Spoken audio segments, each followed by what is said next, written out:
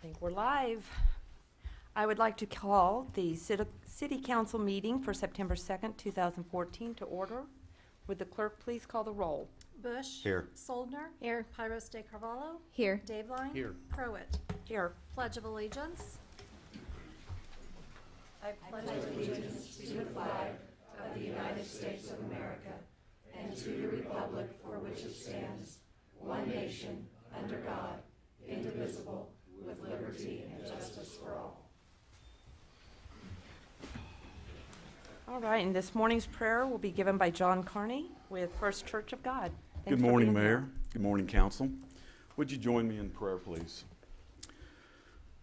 Father, we thank you for this opportunity to come together, to experience your presence, to seek your wisdom and guidance.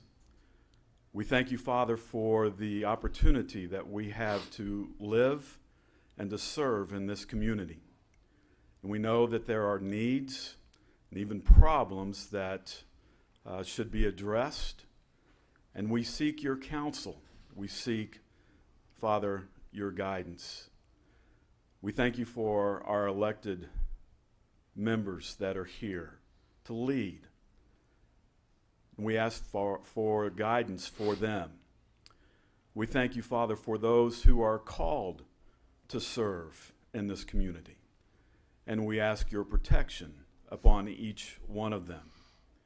We thank you for our schools and for our city employees and for all who call Hutchinson a place of residence and also a place to serve. Father, bless in this time. We ask, God, that you would just hear our prayer, and that, God, that you would bring this community together in peace and love. For it's in Jesus' name we pray. Amen. Thank you.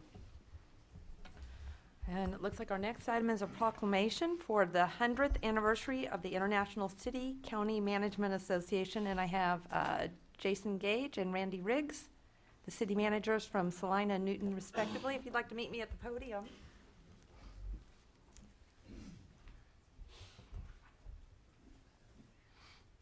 Thank you guys for coming this morning.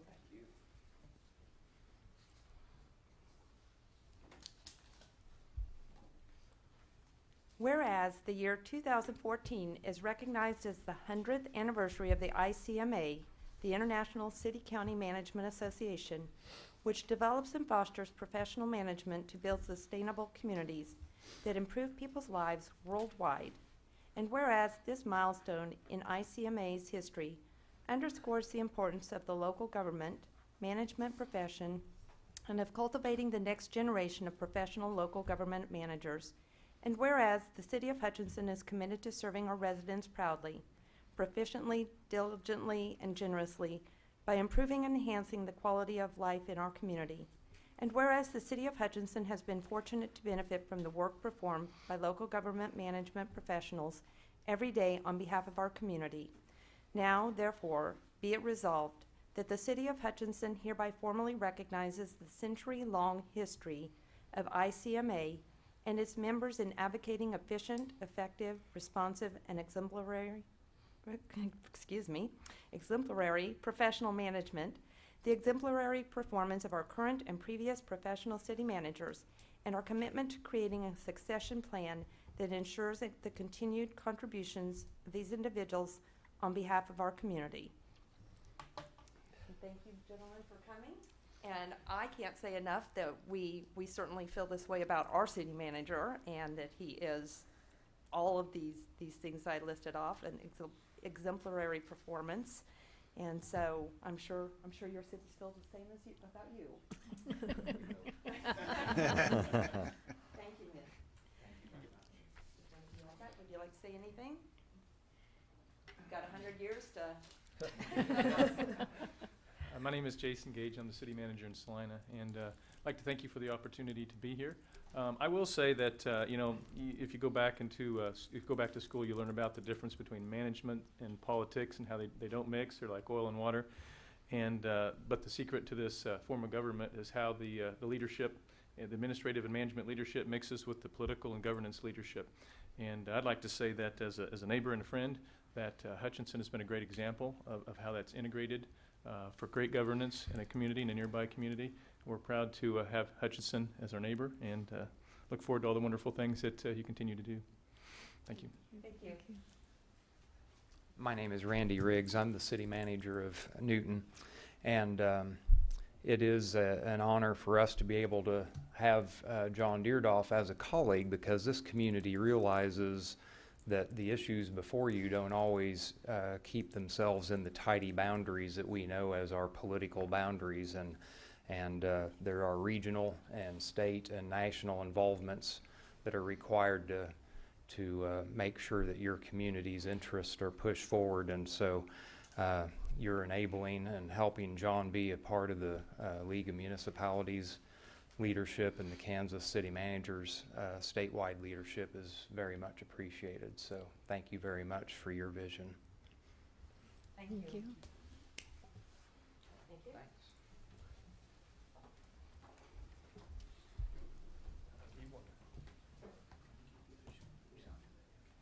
Randy, thanks. Guys, thanks for coming. Appreciate it. Well, John, did you just take our guest proclamation away? Well, he didn't know what to do with it, so I'll figure it out. So, yeah. I am kidding. Next item, please. Item 5, oral communications from the audience. This is a time that we hear from anyone in the audience that would like to address something that is not already on the agenda. If you would like to address the council, we ask that you come to the podium, state your name and address, and please limit your comments to no more than 5 minutes. Do we have anyone in the audience that would like to address council?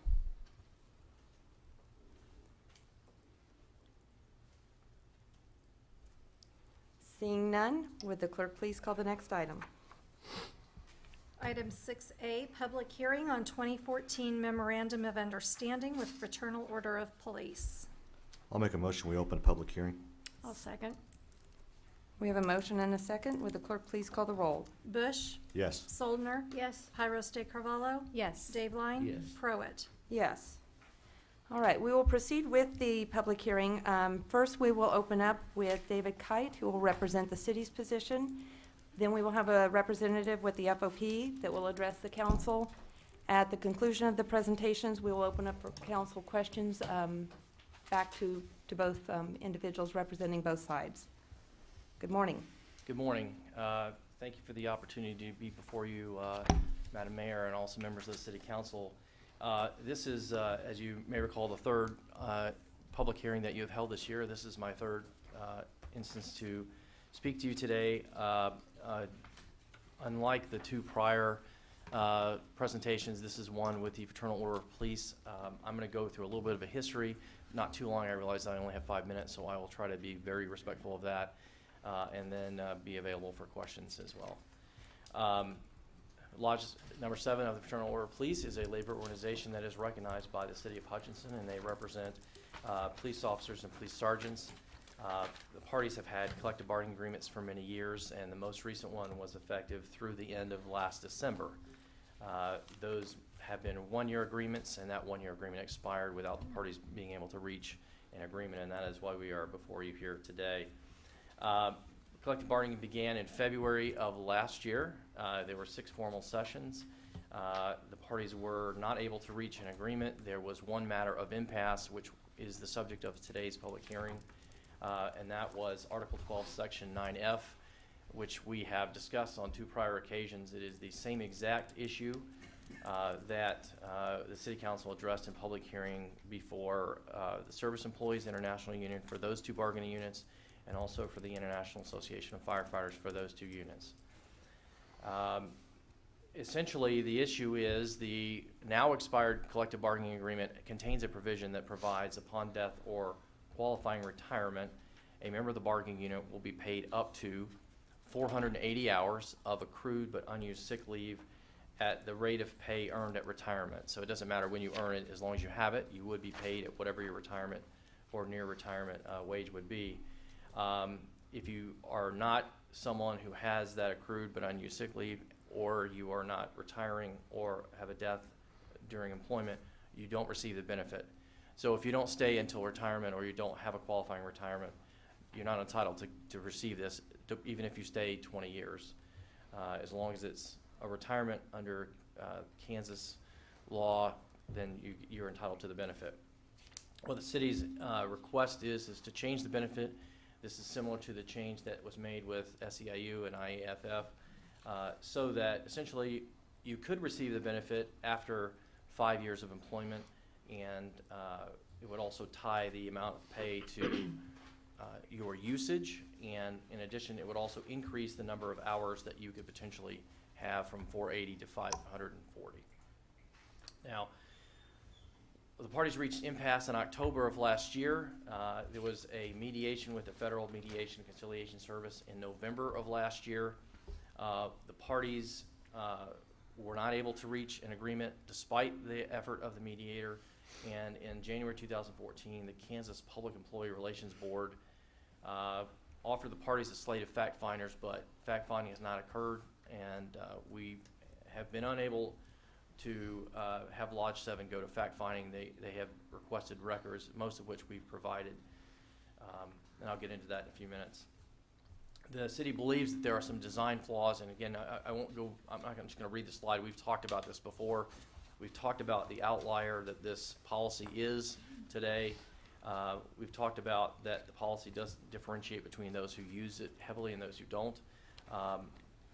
There are a number of costs that are associated with it, and one key thing is that it doesn't encourage people to come here if they don't think they're going to be here for their entire career. It encourages some people to be here even if they're not going to be here that long. The city's proposal, as it relates to utilization rates, is the exact same as it was proposed for SEIU and IAFF, and basically ties this benefit to your use of sick leave. Again, these percentages are the exact same for the other two that the city has already discussed. There's nothing different that's being proposed here for FOP than for the other two. Again, I mentioned some of this, so I'm not going to go over it, but basically the 5-year is the new term, not 20, or not retirement. The cap is increased. We are agreeing that any employee hired before July 1, 1993 will be grandfathered, and the reason for that is under Kansas retirement, anybody who is hired before that date is under a different system, and a benefit like this can impact your retirement, and so we want to make sure that there's not an injury there to someone who is hired before July 1, 1993. It doesn't reduce the sick leave accrued. It doesn't change the accrual rate. It doesn't say that you can't take sick leave. All this does is, if you haven't used your sick leave upon retirement or death, whether you're paid and if you're paid how much, and that's the change. Okay. There have been some counter proposals. One was status quo. I won't go through these, but basically there have been counter proposals. The parties just have been unable to reach an agreement. Initially, the concern was over sick leave accrual and use records, and also sick leave donation records, and I believe we have addressed those with FOP. There has been a more recent concern about FMLA, claiming that this policy violates the FMLA, this change. We disagree. We've provided FOP with court cases which specifically say it doesn't, and also Department of Labor regulations which specifically say it does not violate FMLA, even though that is a claim at this point. Just very basics on some of the sick leave recording, and we have Tom Sanders here who can address specific questions related to it, but we have had a series of policies and procedures related to sick leave accrual. We've provided all that information to the FOP. I believe they came in May. There were 2 members of FOP who met with the city to address questions related to sick leave record keeping. And I'm just going to skip past the next slide, which basically says that the donation records, we've provided FOP as much information as we can about the sick leave donation. We provided them information. We've indicated how many people have given sick leave.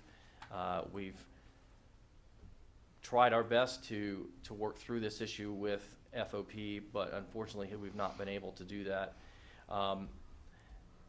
This is some detail, but it does say that, we provided a listing in December, we provided another listing in February that was basically the same. It does seem that, I think we have resolved the sick leave issue with FOP. I'm providing this as background to let you know that we have made continuous efforts, despite impasse, to provide records, to give information to FOP. We have asked FOP for information related to sick leave donations, and I can let Tom address that question if you have it. But essentially, we have been at loggerheads for some period of time, nearly a year. And unfortunately, as a result of that, because we can't get a contract, members of the FOP can't get a pay raise right now because it's hinged on this one issue. So unfortunately, no member of FOP has received a pay raise since January, which I believe the merit was somewhere north of 3%. So that is an impact on the FOP members that frankly we do not want to have, and that's one of the reasons we want to get this issue before the city council so that we can get this issue resolved. We have vetted this proposal. We have vetted it with experts in the field beyond myself. I'm not saying I'm the expert here. We have vetted it. We provided, as I indicated, cases and Department of Labor information. Part of the issue here is the FOP asked for 20 years worth of FMLA records and 20 years of sick leave records. And we've made our best efforts to reach an agreement with them, but we simply can't. The FMLA seems to be the biggest issue right now, but it's our view that FMLA really is not relevant to the dispute because whether you take FMLA or not isn't impacted by the policy. The policy doesn't care whether you take FMLA. And under the Department of Labor's rules, we're entitled to have a policy that says if you take sick leave, regardless of the reason, then we're entitled to have a policy that takes into account for that, and that's what this policy does. I would say that again, this is the exact same proposal that you have seen twice before. I would have a couple of comments about the impact on FOP members. No one is currently set to meet the basic eligibility because no one's set to retire. Unfortunately, no one has died in the line of duty, which we're all very happy about. 64% of the current FOP membership would meet the requirements for this because they have been here for 5 years. 47% of that group would receive a fairly substantial payout bonus. We've had, in the last 5 years, no FOP members who have qualified for this benefit. Although I will say this past year, in 2014, we did have one retirement. That person, under the old policy, because we didn't have the new policy in place, was paid 480 hours, but he could have received 544 hours, so he unfortunately didn't get the benefit of this policy. And then status of the final proposal, and then I'll try to wrap it up here. Again, I'm trying to be considerate of your time. This, again, is the same proposal made to the SEIU and IAFF. It's the same one adopted by the City Council on April 1 and May 6th. What we would ask that you do is adopt this proposal so that it would match the other two proposals, and it also would match the non-union management and staff of the city as well. So everybody would have the same proposal, the same policy that would apply to everyone. As far as the right to public hearing, you may hear some discussion of that today. We have, in previous instances, gone to fact-finding before public hearing. The Kansas Public Employee Relations Act provides several different ways to get to public hearing. One way is through fact-finding, which we've done with SEIU and IAFF.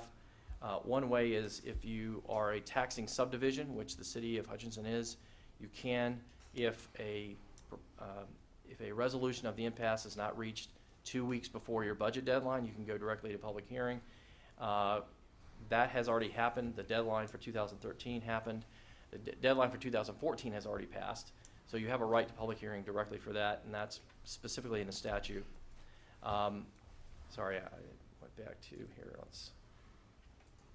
The other basis for us to be here is that the statute also permits that if the collective bargaining, if the union allows you to, you can come directly to public hearing as well. And FOP Lodge 7 has specifically agreed in their last collective bargaining agreement that you could come directly to public hearing if you were at impasse. So in our view, we're here on two separate bases, not just Kansas statute because you're a taxing subdivision, but also because FOP has already allowed you to come directly to public hearing. Again, we've talked just briefly about the two prior public hearings. I'm going to skip past that. So now the city council is permitted to conduct a public hearing. The parties can explain their positions, and then the city council should act in the manner that it feels best for public interest. And again, there are two matters, as there were in the prior presentation. One is to resolve the issue, and you have several options in front of you to address this. The second would be to address retroactive pay for members of FOP Lodge 7.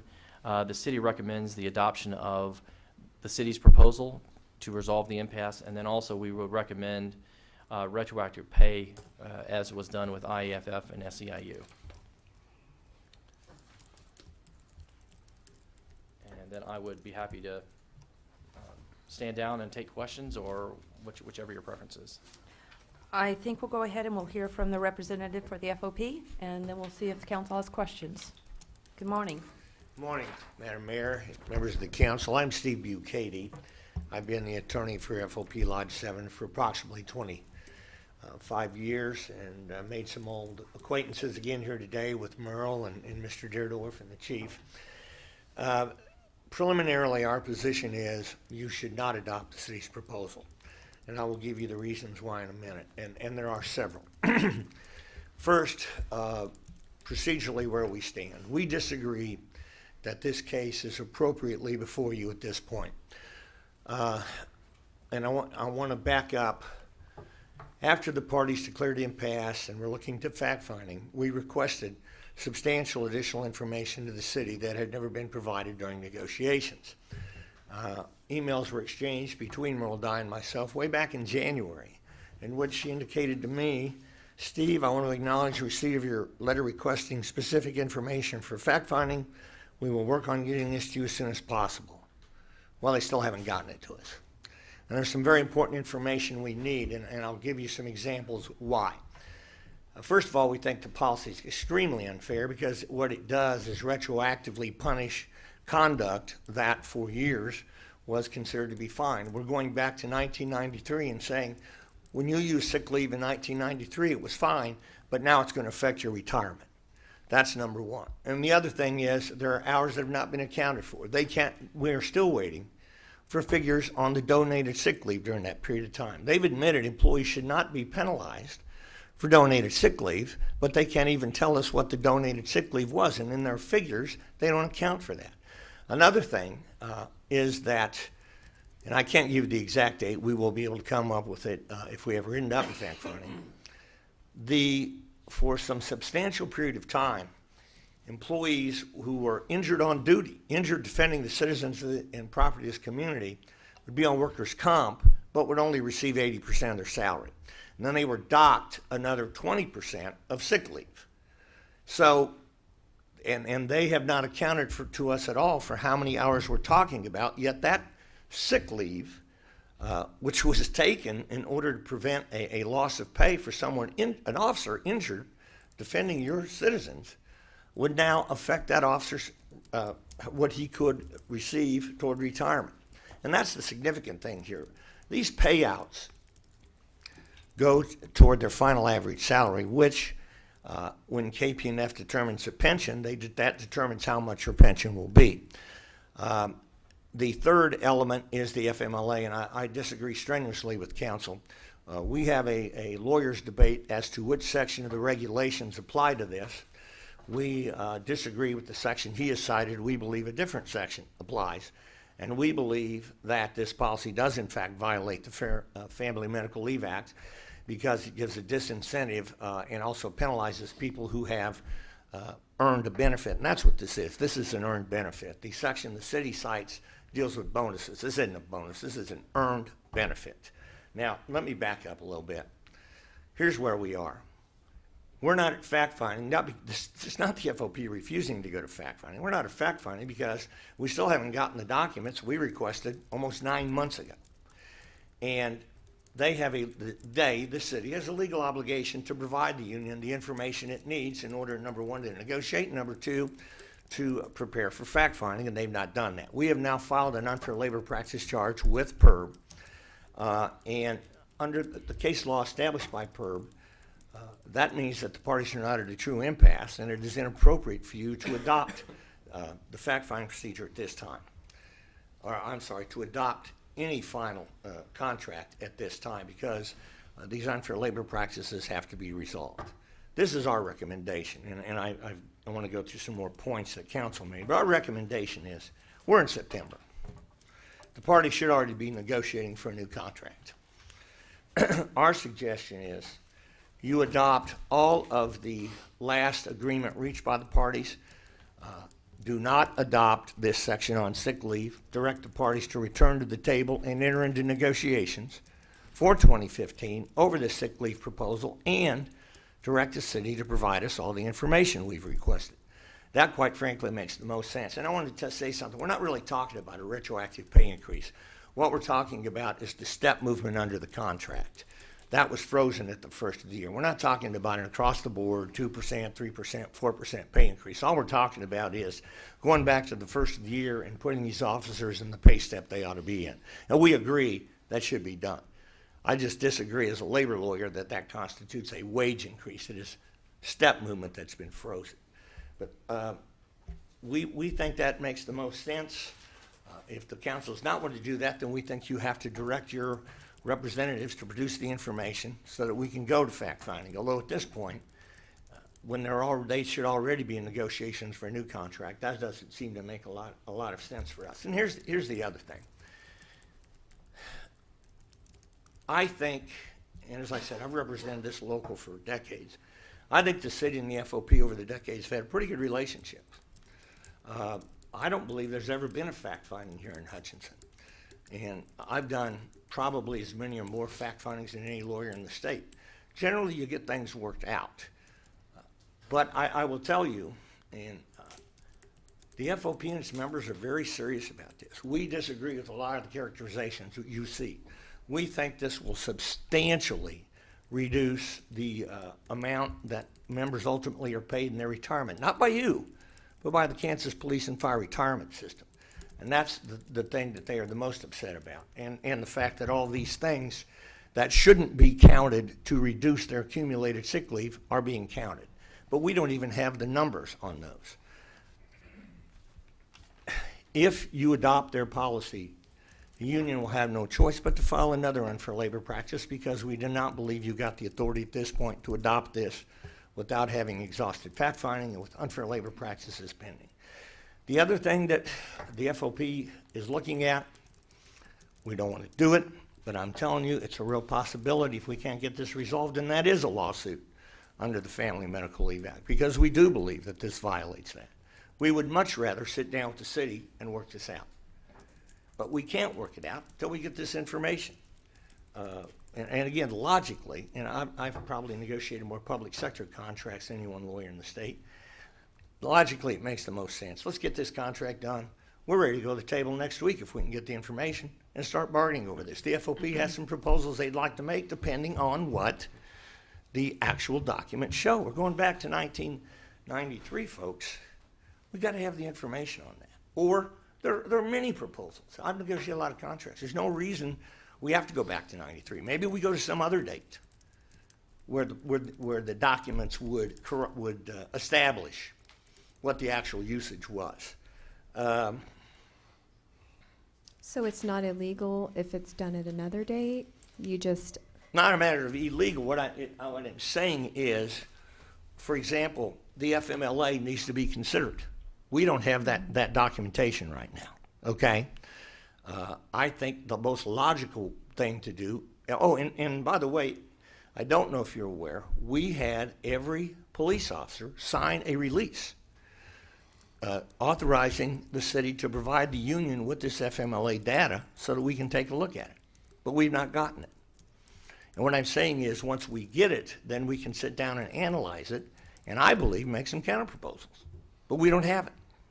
And that is a big stumbling block. And it is a matter of us, again, And I agree, the FMLA was just requested the last couple of months, and the reason is, my firm was not involved in the negotiations, and that's not necessarily a bad thing. But once we got involved in it, we got in fact-finding, we realized that that was an issue that had to be looked at. One other thing, too, this idea about the budget submission date. The budget submission date we're talking about was August of last year. I believe, well, into July of last year. I think council agrees with that. Well, the city didn't even give the union this sick leave proposal until after the budget submission date. And I think it's a bit disingenuous to come in now and say, well, because of the budget submission date, we don't have to go to fact-finding. No, and we disagree with that. We think that the party should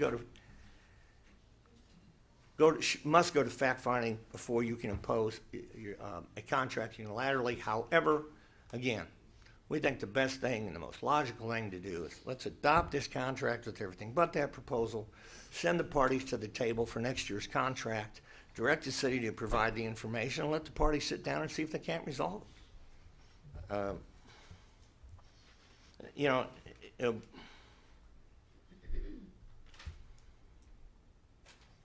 Essentially, I mean, that's our position. I know we don't have a lot of time. I wanted to just address a few of the things that Mr. Kite talked about. We were ready months ago to strike names from the panel of arbitrators, but we can't proceed to arbitration. Fact-finding is also called interest arbitration. That's where both sides present the facts in support of their position. We can't do that until we get this documentation.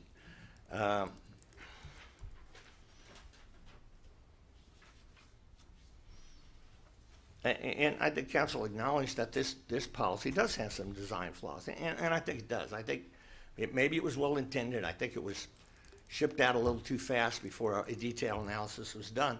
Well, the way to address those flaws is in collective bargaining. That's where you sit down and both sides put their cards on the table and say, yeah, this, but not that. Well, okay, that, but what about this? That's not happened in this case. And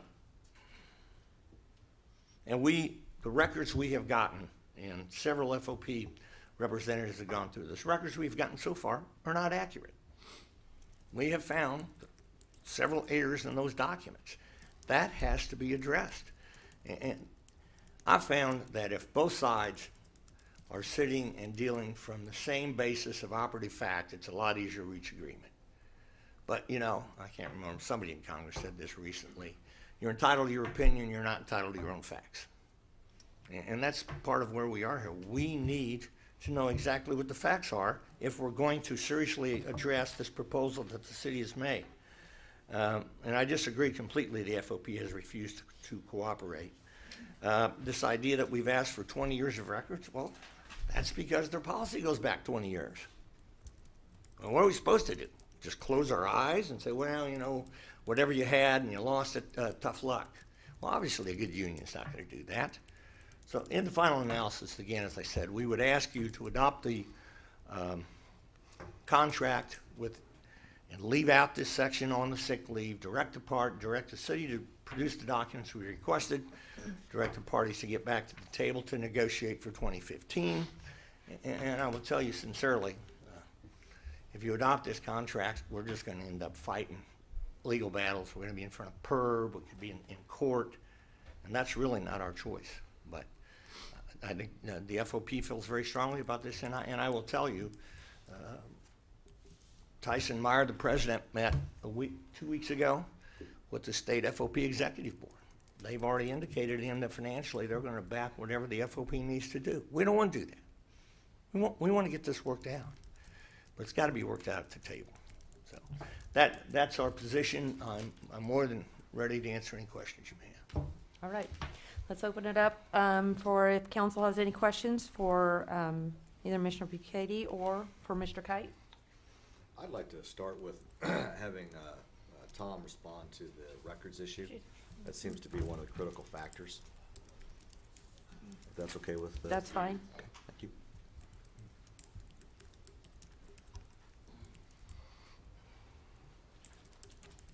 Tom Sanders, Human Resources Director.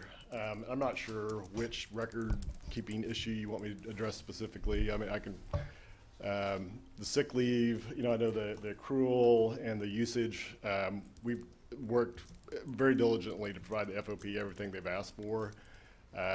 We invited them this time, actually back in August of last year, to meet with us, come and view our records. We have 4 different record keeping systems. They're not integrated with each other, but where one stops, the other starts. And my payroll person, back in May of this year, following the IAFF hearing, they came and finally took us up on the offer, and we provided all the records and reports that they wanted, and they seemed very satisfied with what they saw at the time. And we've not heard one iota from the FOP since that meeting that our records were inadequate or inaccurate in any way, shape, or form. So, if they want to work it out, they've had over 2 months or 2.5 months to get back with us and say, hey, we think Joe's record is wrong here. They've not done that. On the sick leave donation piece, in our slides, we gave them all the records we had available that were in our centralized file that went back to 2010. There were 30 cases that were prior to 2010. 6 of them, I think, involved police officers, which, historically speaking, most of the FOP members that ever did donations donated typically to other police officers, so there weren't a lot of cases. And there were, given the leave donation program's donor requirements, there are only a handful of police officers that could have even been eligible to donate to all those cases. We've asked the FOP we provided the FOP a complete listing of everybody that's received a benefit out of that program, including the employee's name, their home department, the year that it was offered, and ask them to circulate it amongst their group and come back to us with some potential donors. And we'd be happy to research that in our electronic files and in the personnel files. Again, we think that's a pretty reasonable request in trying to, again, resolve that issue, and we've not received any response back from the FOP on that offer as well. So does that answer your question? What about FMLA? FMLA. Again, as Dave pointed out, our position on that is that the FMLA records are really irrelevant. They've asked for 20 years worth of records. The federal statutes only require that employers keep 3. So we really consider that a pretty onerous request. And again, in our record keeping systems, going back to probably prior to 2009, our record keeping systems didn't distinguish between FMLA and non-FMLA leave in the electronic record. We have some of those records, I think, in probably the personnel files. And again, if they, for example, if they wanted to provide us a list of names who they think maybe took FMLA back in 1994, we'd be happy to go back and look at our paper records and see if they in fact did.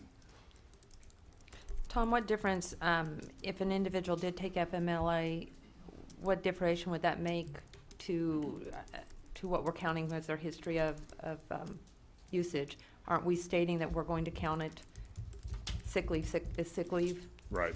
Under our policy, and we believe it's completely consistent with the law, that under our policy there is no differentiation between sick leave that's FMLA designated and sick leave that isn't. If you look at the policies for all the benchmark cities that we've provided, there's no differentiation between FMLA and non-FMLA leave. And the city also has other benefit programs that it offers. For example, we have a Wellness Day Award that we've offered for years under our contract. And it has never been designated as FMLA or non-FMLA leave. So we've had plenty of officers that I'm sure have taken FMLA leave in any number of years, and when they did take that FMLA sick leave, they were disqualified from receiving that benefit. And we've not received any grievances, concerns, anything of that nature.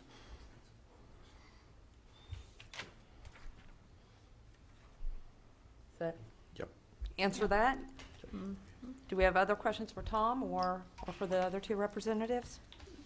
Tom, when was the FMLA information requested? It was first requested after impasse, which was in January of 2014. Okay. I'm a little confused as to why there's this idea that we're not at true impasse. that might be a better Dave Kite question, but my understanding, you know, we have documentation, I think it was in October of November of Yeah, I mean, I'm 2013. looking at the PERB Yeah. petition for impasse that was signed by both Tyson and Merrill. Yeah. So I don't understand how, is that just nullified if they come up with something else that they're, I don't understand. Again, this is a single issue that we've been at impasse with, so I'm not sure, you know, illegally if they can introduce new things to be at impasse about, but I think it's kind of hard to say we haven't been at impasse when we've got a document that says it. You know, we all have agreed, you know, prior hearings, you know, Tyson came up and said, hey, this is a single issue that's keeping us from moving forward with the contract for 2014, so I'm a bit of a loss to answer your question, because I don't get it either. Okay, thank you. Thought I was missing something. And I would say if you have any questions that you would like to direct to Tyson, feel free to do that as well. Well, I think it was you, Mr. Bucati, who said that we were not at true impasse. I'll And- be happy to address that. Okay, that would be great.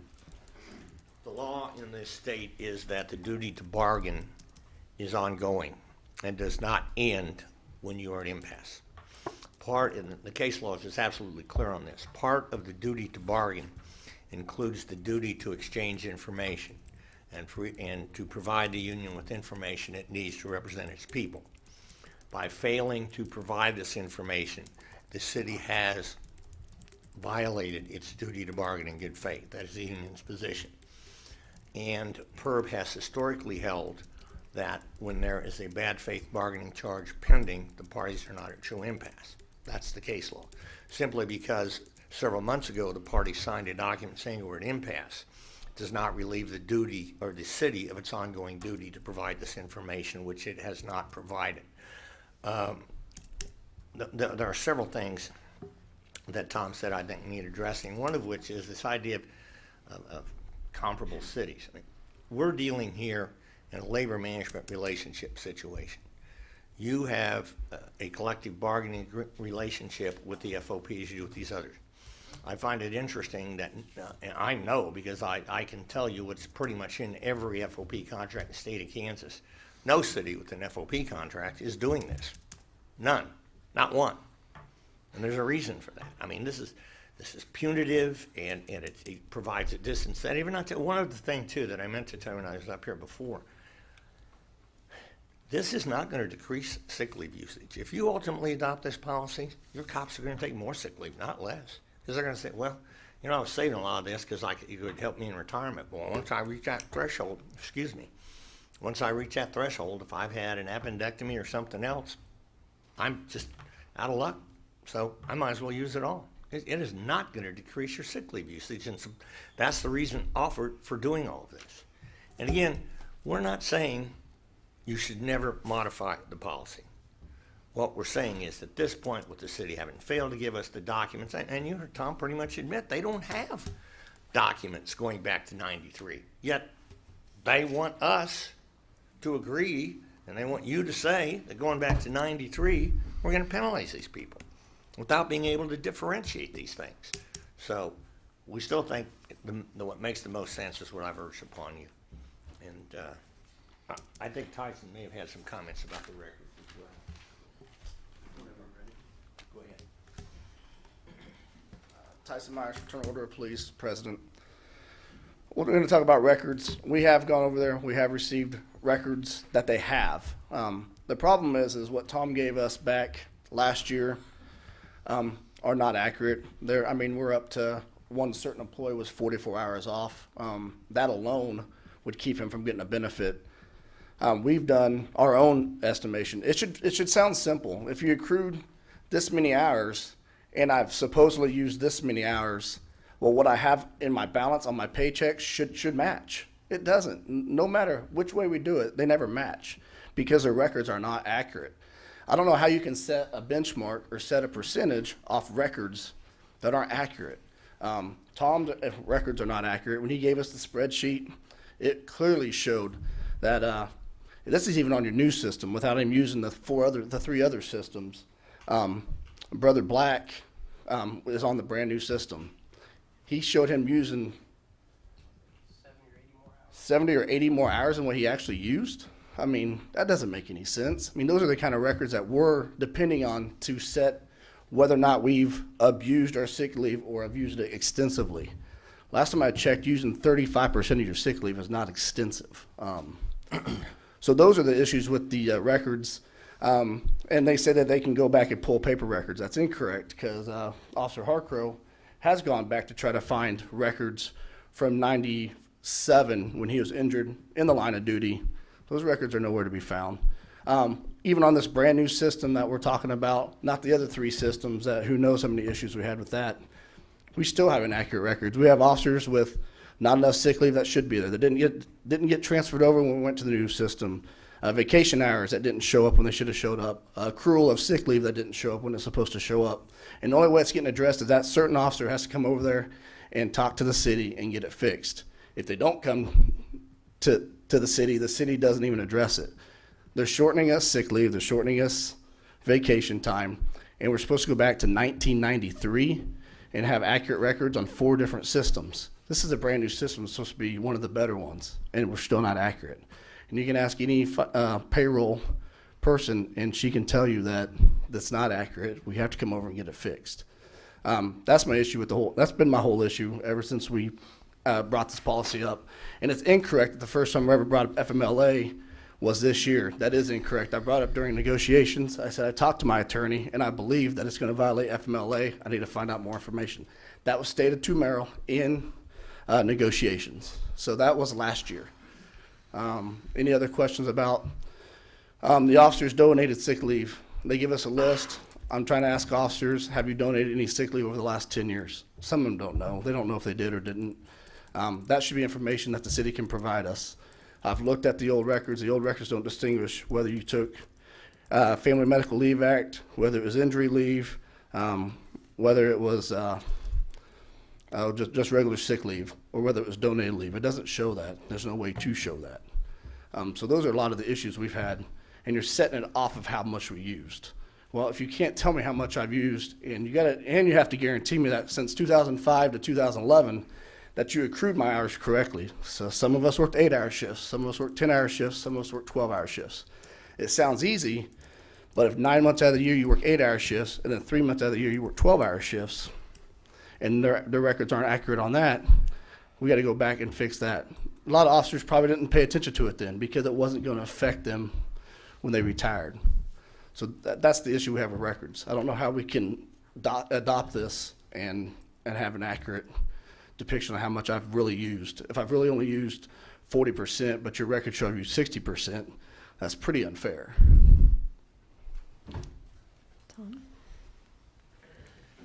Just a couple things to add on to the discussion. The document that was provided the FOP during negotiations that was given to them to share with their membership, it was, and I guess I probably should have, in retrospect, put it in red, bolded it, underlined it.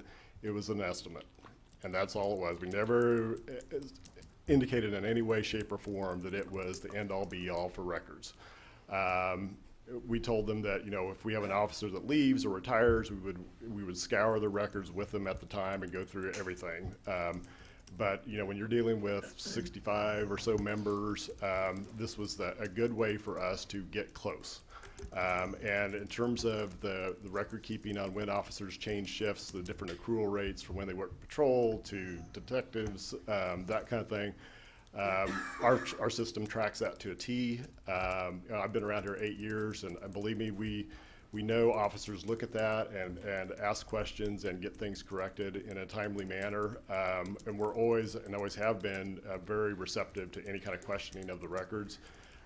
But our system does track that in detail. It can show you by pay period how much was earned and how much was taken. And you can see when somebody moved off of, you know, perhaps they were an SRO during the school year, and then they went to patrol in the summertime.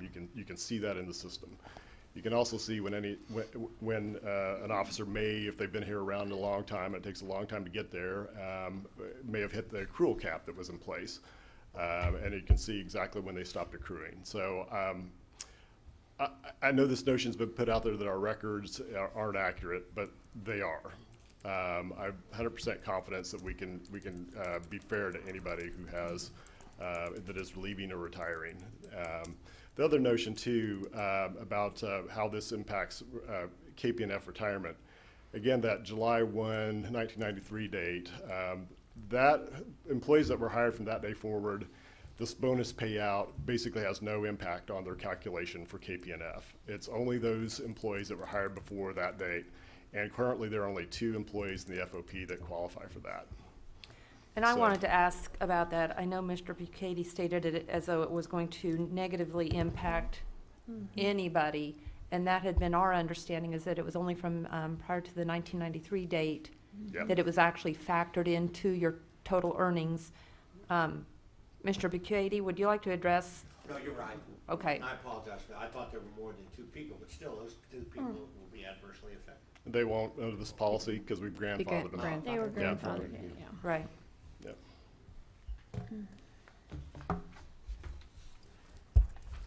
Are there any other questions? I had a question about the sister cities.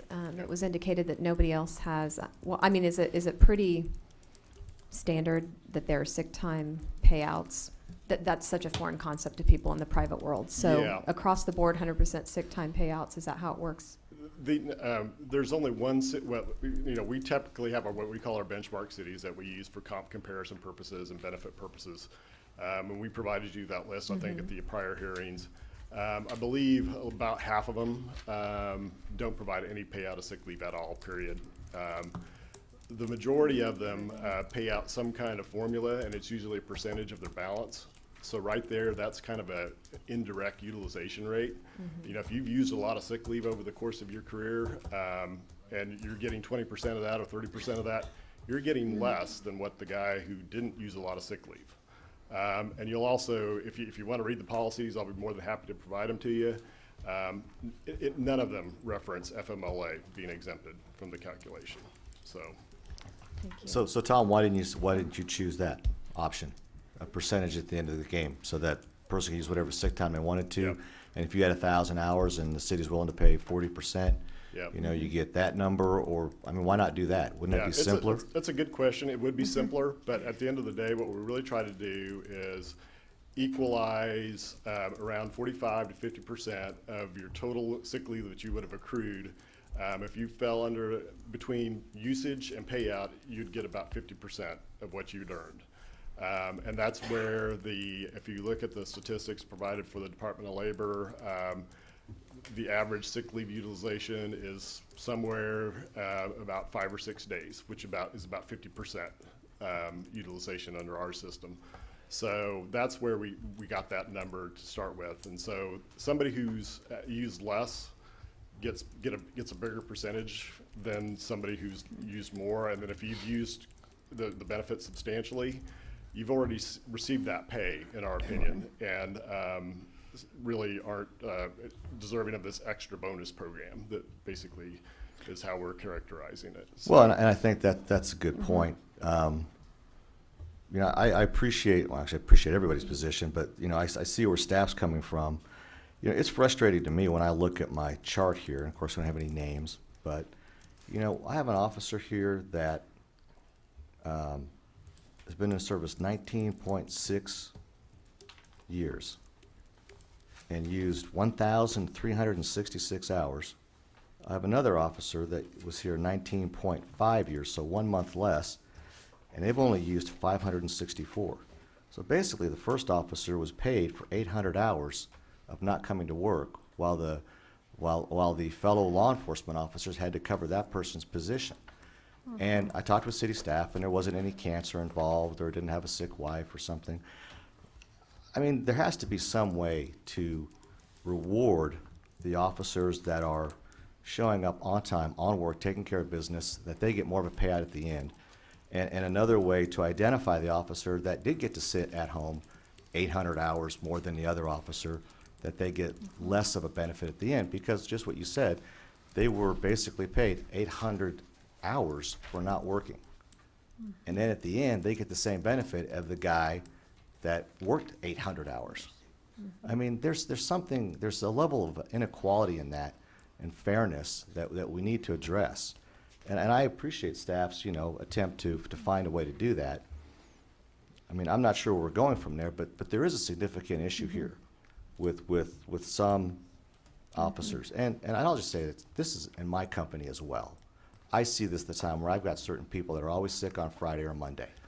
That's just how that works. And I try to fight that battle too, and I don't do a very good job. So I don't know where I'm going with this other than we have to do something, but I'm not sure what that is. This proposal, so here's another question, I guess. So if let's just say we adopt this proposal.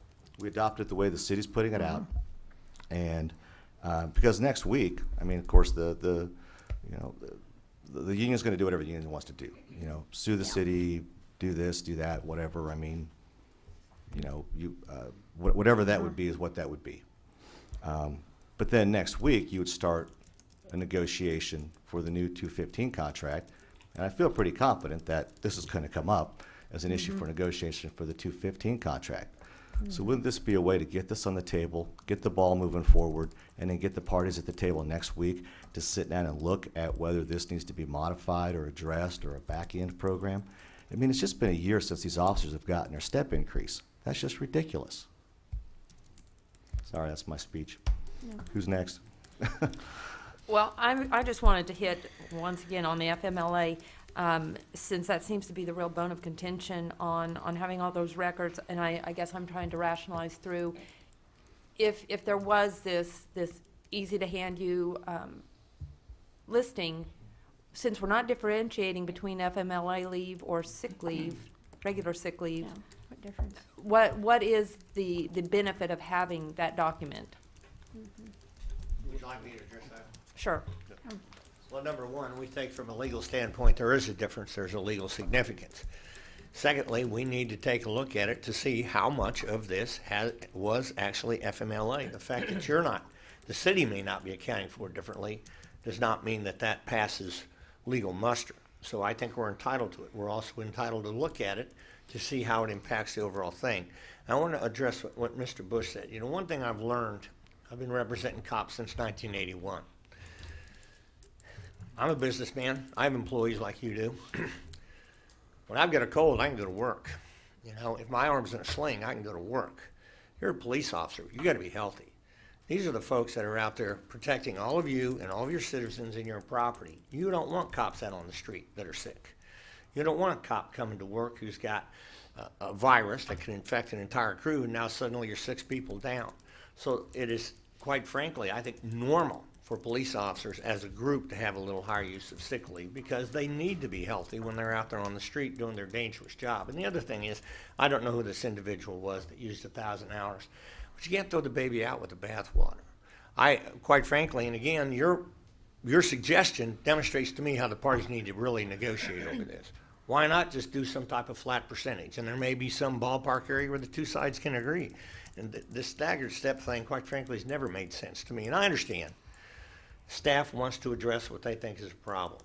Let's get the records to see how much of a problem it really is, and let's do it in a way that's fair to everyone. I agree with you. I got a secretary that I love. She misses too much work. And maybe you and I can get together with the staff and they can come up with a way we can address that. I'd like to get her to work more, but so I understand. Steve, I don't think they let me in the room, to be honest with you. But so I think those are all factors that need to be considered. The fact that police officers have to be healthy when they're out there on the street, when they're doing this dangerous job. And we do believe that the FMLA is something that has to be considered. We have to see those numbers because we believe that it falls within the section that this is a benefit and that you cannot decrease this benefit if it affects the usage of FMLA. So. And I want to thank all of you for all your attention. Do you have another question, I just had a quick question, if you don't mind. We have several cases listed for case law saying that the regulations, the Department of Labor regulations that were changed in 2009 that are relevant to this dispute. Can you speak to any of those? Sure, those regulations deal with bonuses. We don't think this is a bonus. So this you're characterizing it differently? It is, in our opinion, this is an earned benefit, which puts it under a different section of the regulations. And the case law says that if you take action that discourages the use of an earned benefit, then you're in violation of the FMLA. That's our position. Okay? We'd rather get that resolved through negotiations, but that's our position. And our position is that section that was cited isn't relevant because this isn't a bonus. It's a benefit, earned benefit under the contract. Thank you. Okay, So thank Steve, you. so to my point, so why would the union not just accept this proposal?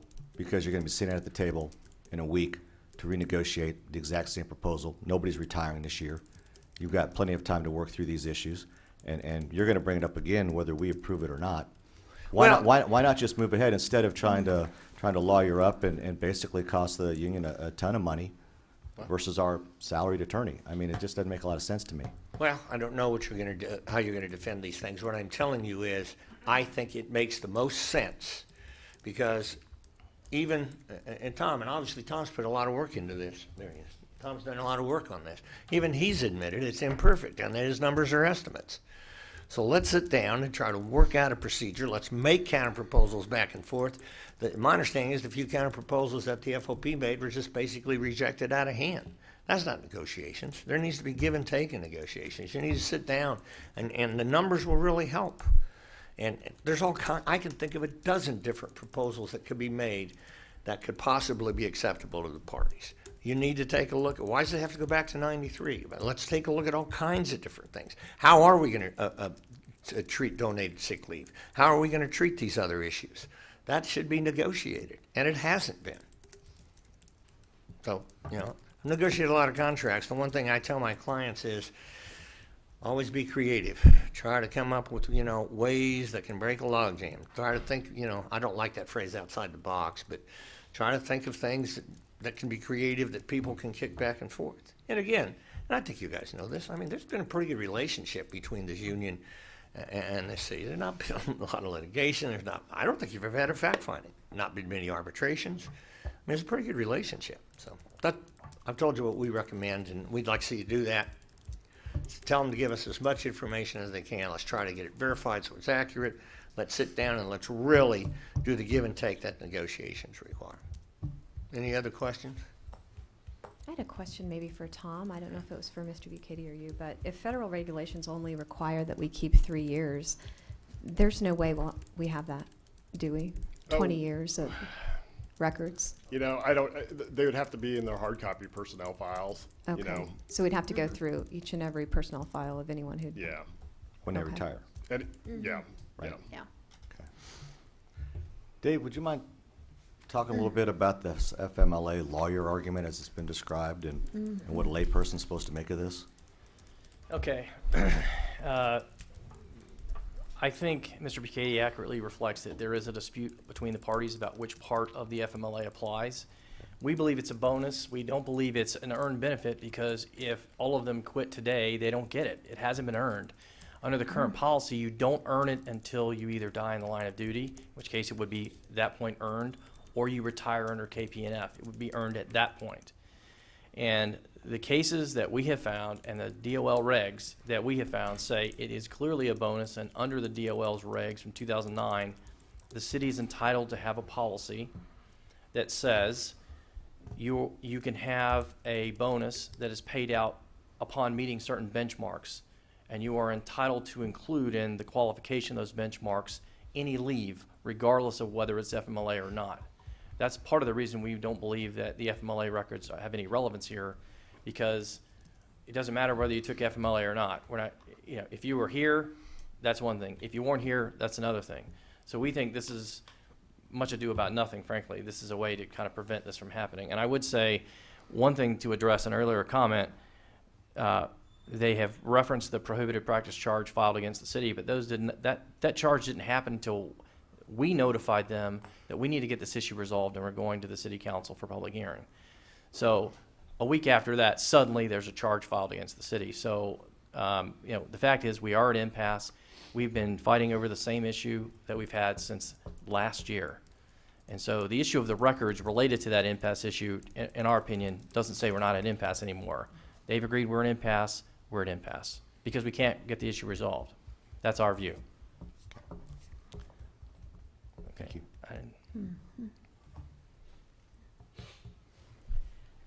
Any further questions, or do we have Tom or Mr. Kite or Mr. Picady or Mr. Myers? Would you like to make a, I would just like to address say. any last comment? I think what Mr. Kite and I have said have indicated how people end up in court because they have disagreements, and obviously he and I disagree on what section of the regulations apply, and we also disagree on whether or not the parties are truly at impasse. So that'd be my only comment. Could we even move forward with the 2015 contract until this is resolved? No. I would agree. I don't know how you can Maybe a begin waste to of time. negotiate your 2015, and you've already missed your budget deadline for the 2015 contract already, so you're just continuing to fall behind at this point. I want to bring back to negotiations of last year. We started negotiating in January of 2013. This was not brought to the FOP until August of last year. They kept saying they're gonna make a change to the sick leave policy, it's gonna be better. We received this in August, after the deadline. That's why we're here today, because I told them as soon as we got it, I said, well, this should have been brought up in January, so we could work out all these kinks and work out all these issues we have. Not in August, when the deadline was July 1st or July 30th, whichever the deadline is. They brought it to us in August. So that's when we started trying to get through the records and trying to get everything that's accurate or inaccurate. And I did suggest exactly what you suggested when it first came out until we got to the FMLA stuff. I said, why don't we find a percentage? If you have 500 hours, when you retire, you get whatever percentage of that. And it's pretty simple. That was turned down immediately. It wasn't, and I asked about, well, let's change the numbers of the system. Why is it 35% to 50%? Where did that come from? They couldn't answer me where that came from. They just said going off of numbers. If we go off numbers, he's talking about accuracy, and he just threw out a rough draft. Well, that rough draft is what he gave to you guys to show that we've abused our sick leave. Well, it's not accurate. So if we're going to throw out rough numbers, let's get accurate numbers to show what our real percentage is. Our percentage is a lot lower than what Mr. Sanders presented you to the city council in that spreadsheet. Tom, what is the average percentage of sick time utilization amongst the FOP? Well, I think when I looked at this early on, I don't think the FOP's sick leave utilization is a whole lot different than what we see in other groups. And collectively across the city, we're at about a 70-75% utilization rate. Wow. Yep. Now, again, with the FOP, and again, that handout we gave you, I think one of the things that it illustrates, I hate painting with a broad brush.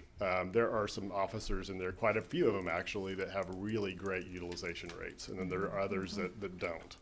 And again, the whole purpose behind this policy is, and this bonus program is to limit the bonus program to those who haven't used the benefit extensively. You can use it some. You can use it, quite a bit actually, this kind of outlier benefit is something that we wanted to reserve for those that haven't used the benefit extensively. So if we enact this change, how does it change the culture of abuse? Everyone's saying, well, we'll just call in more if you're going to.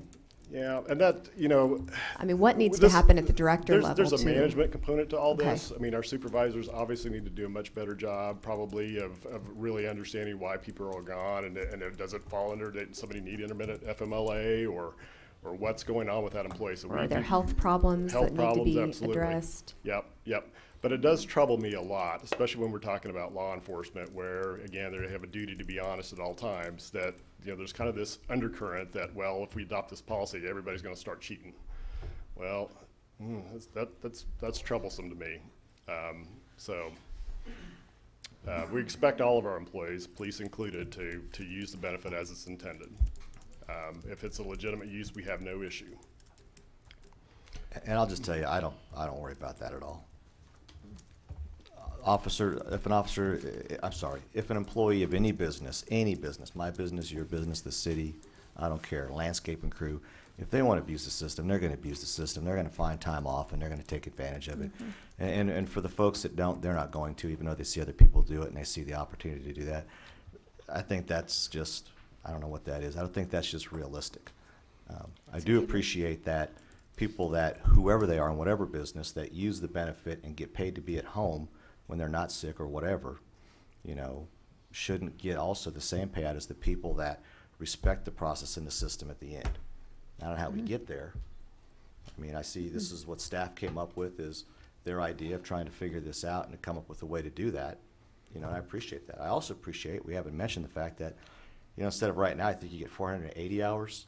This system goes up to 544, so there's another, 60, 70 hours of time that someone can accrue that get paid out on the back end. And so I think that's something that's, very generous. I like the idea of the 5-year employees, if they do choose to leave, having that opportunity to get some of that benefit. I think that's helpful in terms of retention and also morale. And it motivates officers to stay a little bit longer if they're looking for another opportunity, I would hope. So but again, I'm not worried about people abusing the system. They're going to or they're not. Have the pay raises been given to non-FOP members? They've been given to everybody that we have signed contracts with, which is, the other 3 bargaining units and non-union, non-exempt people and management folks. Okay. So basically like lieutenants, captains, and the Yep. police department, they got their raise because they're not part of the union, is that correct? That's correct, yeah. So it's sergeant, right? That's the highest you can get Right. before you get out of the union, right? Right. Okay.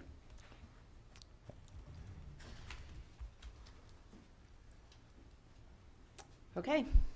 Any other questions?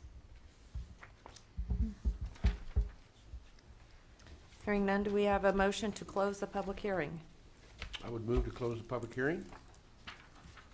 Second.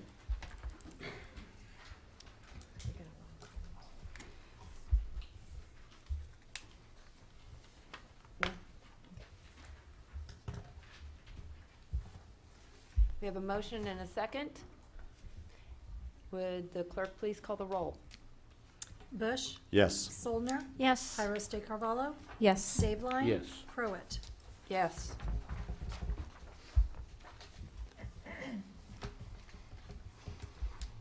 And what are we moving into? Would you like to take a 5-minute break? Oh, I'm sorry. Yes. Critical. Well, to adopt or not to Let's- adopt. No, I need a motion on the sick leave and the retro pay. Right, Right. there too. Right, so we need the motion. I'm sorry. That was just the closing of the hearing. So do we have a motion?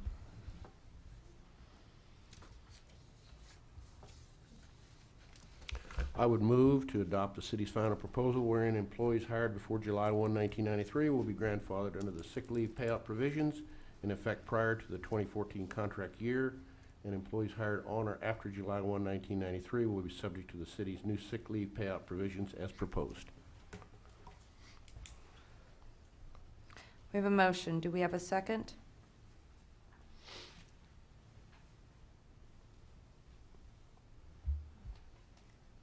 I'm going to second it with the idea that next week when we open up next year's contract, I expect that this will probably come up again, but I do think it's important to move forward, especially with the retroactive pay at stake. We have a motion and a second. Is there any further discussion? I had one other thing I wanted to say. Okay. We've been reading a lot in the news lately about police officers. And I think in Hutchinson, we don't have to worry about some of the things that other cities do that we've been reading about, because you guys get it right. And you're respectful, you're out there to help people. And you handle crises appropriately.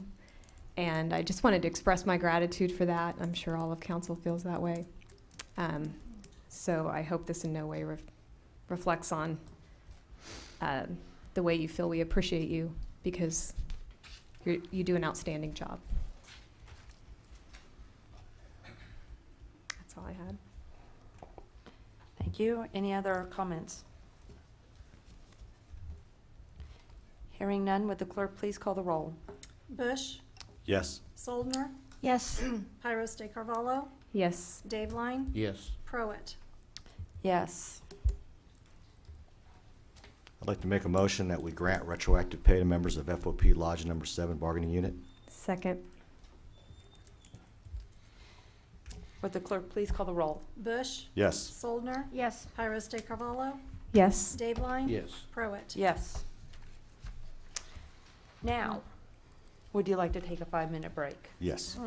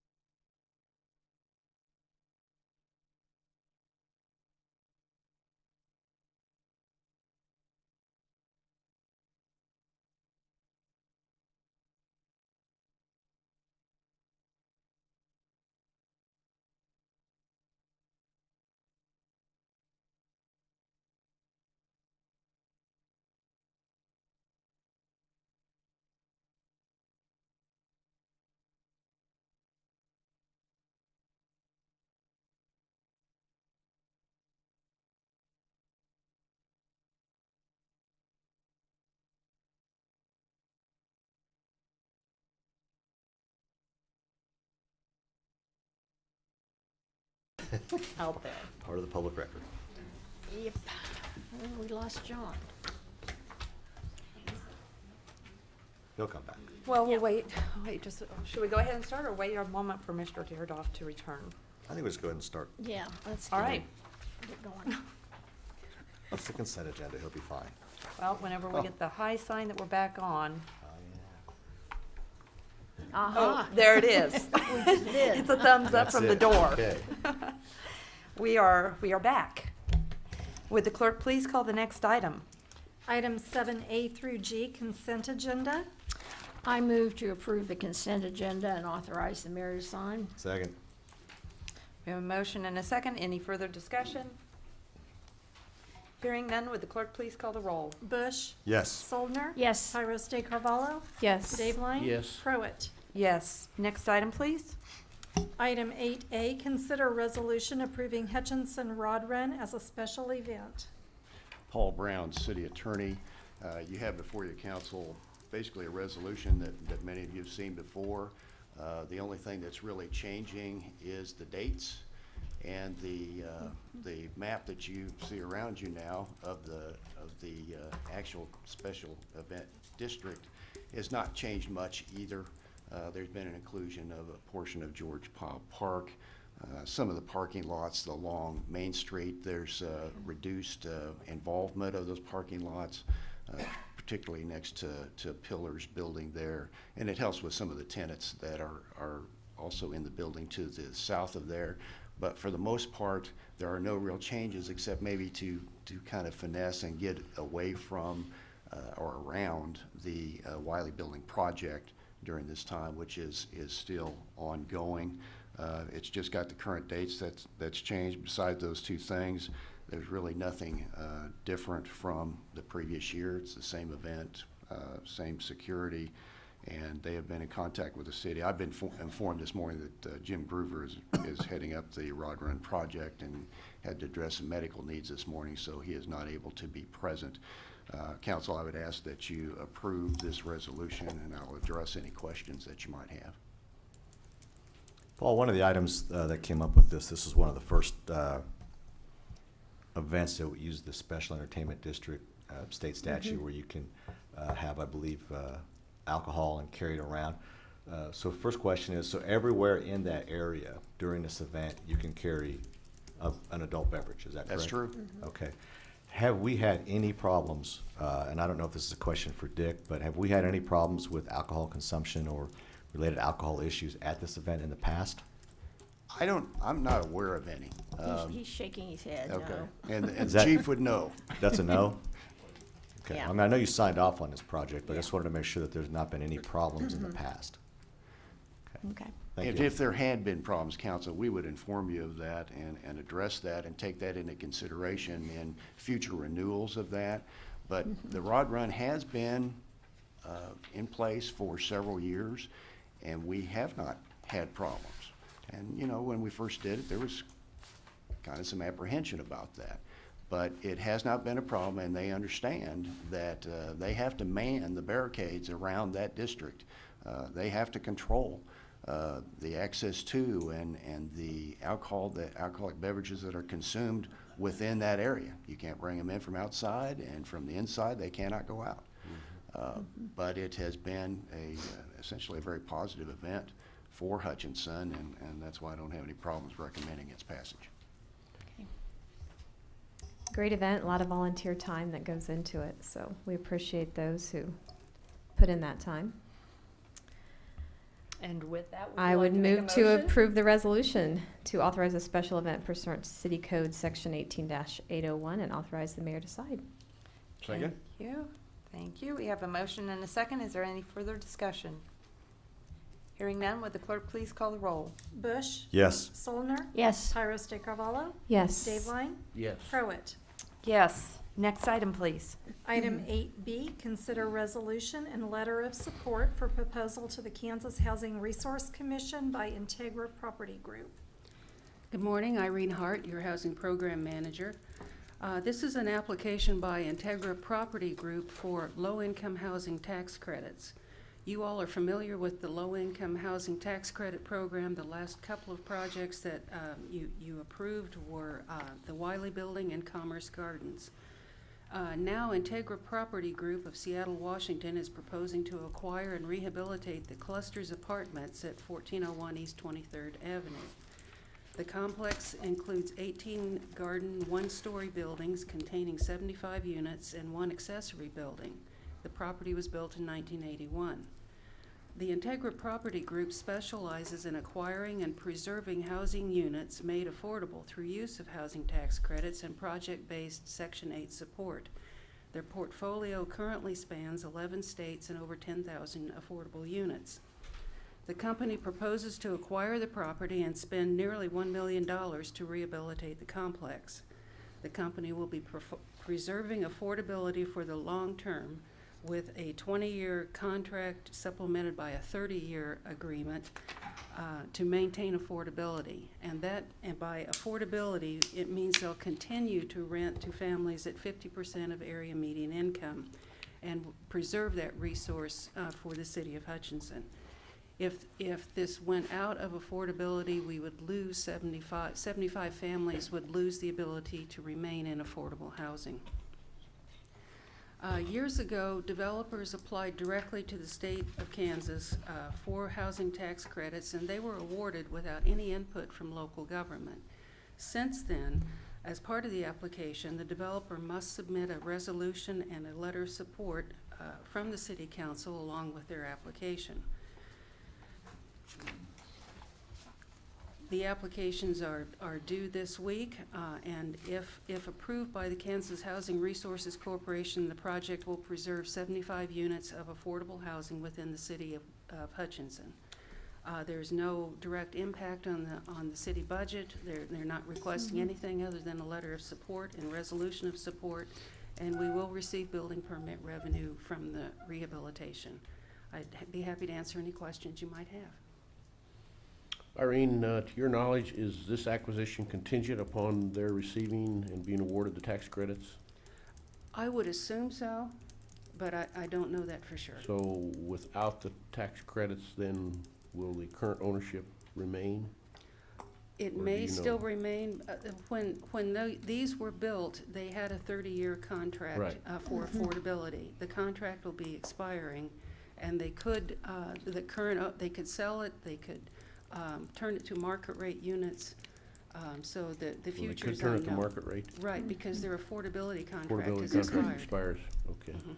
So I don't know the plans. What's your sense from the state in terms of being awarded? There's always high competition. Yeah.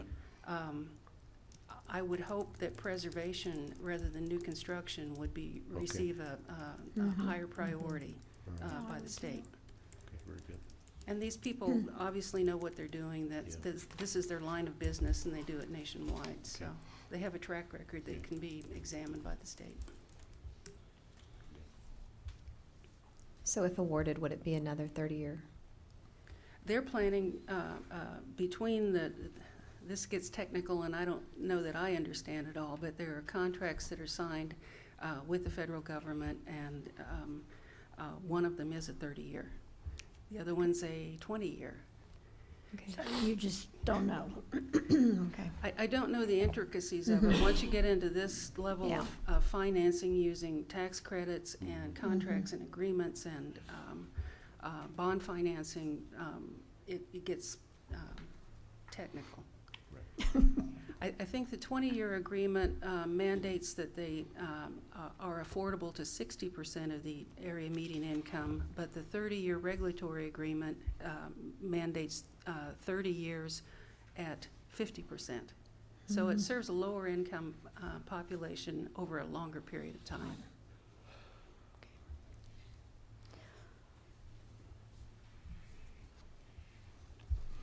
Any further questions, or do we have a motion? I'd make a motion that we approve the resolution, letter of support for the Kansas Housing Resource Commission as presented by staff. I'll second. We have a motion and a second. Is there any further discussion? Hearing none, would the clerk please call the roll? Bush. Yes. Soldner. Yes. Tyros de Carvalho. Yes. Daveline. Yes. Crowett. Yes. Next item, please. Item 8C, consider resolution for funding Phase 2 of the Townhomes at Santa Fe Place project. Thank you. The Kansas Housing Resources Corporation, or KHRC, has announced that there's $2 million available in state funds for a moderate income housing program. The funding is available to communities and counties under 60,000 population, of which Reno County is one, and the funds can be used for housing development for households with incomes between 60 and 150% of area median income. The projects with ties to economic development that leverage funds from both private and public sources are preferred. Only cities and counties are eligible to receive, to apply for the funds. However, they now have a provision that a resolution by the local governing body can give an applicant the authority to apply for funding. So your resolution says that you would give New Beginnings the authority to make application for $200,000 of moderate income housing funds. These funds would support Phase 2 of the construction of townhomes at Santa Fe Place. The townhomes are located in the 200 block of West 5th Avenue. Phase 2 consists of 12 additional housing units located in 7 new freestanding buildings. That would be 5 duplex buildings and 2 single-family buildings, which would mirror the 2 that have already been constructed in Phase 1. Phase 2 also includes acquisition and demolition of the remaining dilapidated house on the block, the creation of parking areas at both the east and west sides of the property, and fencing the perimeter of the complex. The application deadline is noon Friday, so it's this week, and the results will be announced around October the 10th, so it's a quick turnaround. New Beginnings has assembled a construction and permanent financing package with local stakeholders, including bank and charitable financing, as well as contribution of deferred developer fees by the organization themselves. A financing gap remains, however, which can be filled through the moderate income housing grant and through a modest contribution from the city of Hutchinson in the amount of $29,500. We have an infill development program which would rebate building fees and water tap fees, and that would account for about $8,000 of that $29,500, leaving $21,500 as part of their request. KHRC does award additional points for leveraging funds from other sources. So having a city contribution, I think, is critical to the success of the project. The Housing Commission reviewed the application last Wednesday, and they recommend your approval of the application. Shar Gonzalez is here to answer any questions you might have regarding the project itself. I just have a question, Shara. How is Phase 1 going? Are the 2 units, are they occupied? And They're how's the occupied. Are they? Okay. Yeah, How's with it been young going? professionals and. Okay, young professionals? Yeah, describe that. Well, I actually have one gentleman who graduated from Wichita State University in law enforcement, who works for a private security system and kind of travels regionally, who has one of them, and the other is a young mother who's a teacher. So. Very good. Okay, good.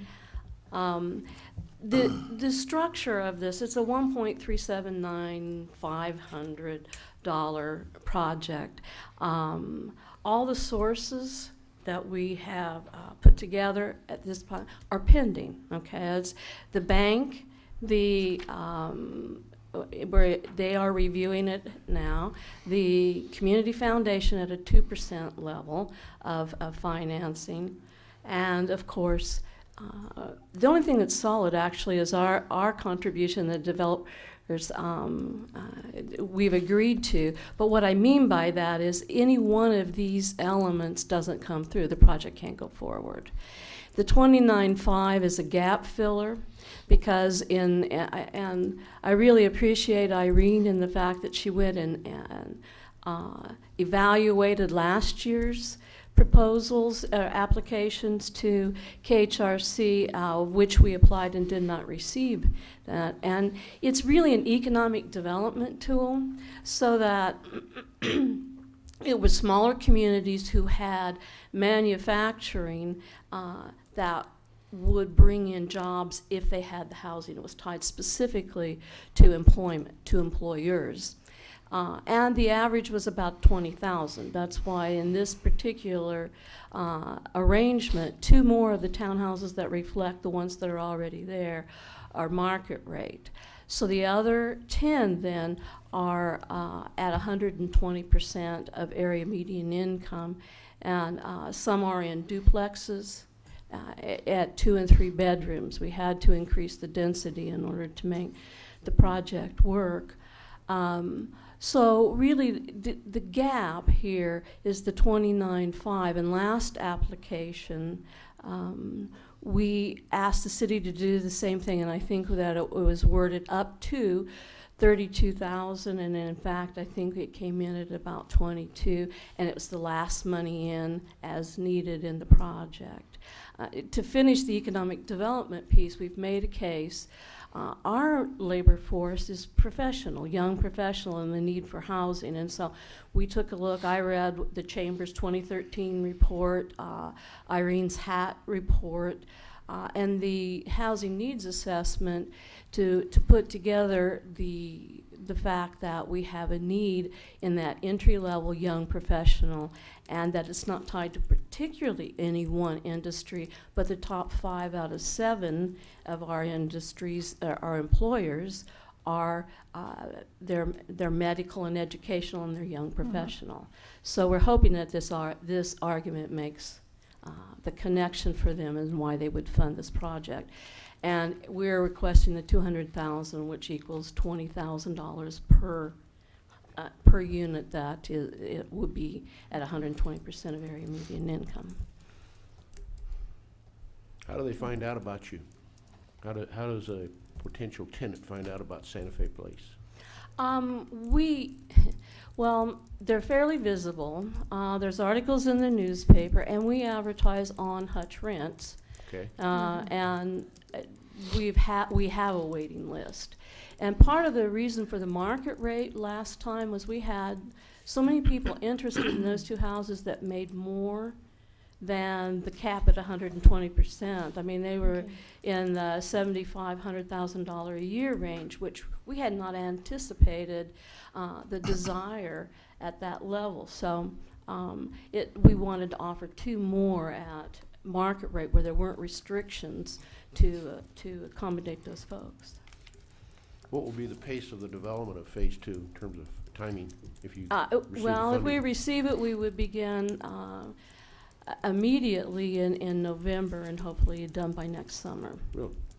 Well, we could have done it that quickly at the first. We just ran into some issues with having to plat the whole project, and so kind of, and actually we have some expenditure already into it. We have a drainage system already for the whole area in there. A lot of, we know kind of our construction costs because of the first 2, which was helpful. Okay. Very good.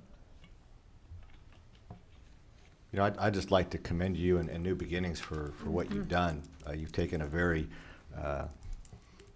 beaten up, run down, you know, visually unappealing part of our community right across from the Dillons on West 5th, and turned to something that's very nice and pretty to look at, and also it's very uplifting. We spent a lot of money tearing down houses. It's nice to see. It's nice to see somebody building them and really meeting that workforce needs. So thank you very much. Infill project. The infill Yes. project. Infill project, We yes. appreciate the partnership that we've had with the city, and we hope that that is the founding project that will move north. We intend to start looking north and helping in that rehabilitation of a neighborhood going forward up to 11th Street. So. Well, Right. I think it's a great Good. example of what you can do if you put your mind to it. And it's a lot of work to coordinate all these agencies and all these funding sources. And just a great job. Thank you. Thank you. And so a development like that not only improves that particular block, but kind of everything around it kind of That's takes right. It a starts boost to upward. move So, forward. That's why it's yeah. so important. Yes. Well, Okay, with all those good things. With all those good Yeah, things, those are I'm good going to motion. move to approve I the will- resolution I'll be happy to second that. as presented. All right, we have a motion and a second. Is there any further discussion? Hearing none, would the clerk please call the roll? Bush, Yes. Soldner, Yes. Tyros de Carvalho, Yes. Dave Light. Yes. Prowett. Yes. Next item, please. Thank you.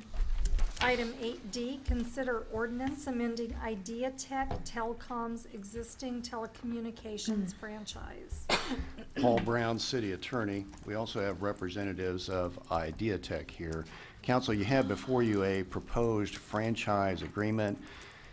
It's shown as amended and restated because Wildflower Telecommunications currently has a franchise agreement with the City of Hutchinson. They have fiber in the ground here in the city and provided previous services. This franchise agreement is being amended to address distributive antenna systems. Okay? And in a nutshell, what that does, it increases the capacity for wireless services. And the demand for that is increasing exponentially. Take a look around. What do we have in front of us? All of our phones, all of our iPads, all of the laptops, and everything is mobile. The demand for wireless services is great. And over time, as landlines go away for telephones, it increases the demand even more. The distributive antenna systems serve the purpose of increasing that capacity. And I told them, I told Idea Tech and their attorney that I'm deflecting any truly technical questions about how that operates to them. But basically, it's a fiber optic system with antennas that are placed along roadways and in the city's right-of-way to increase that capacity. And the point is that this is a need for our citizens.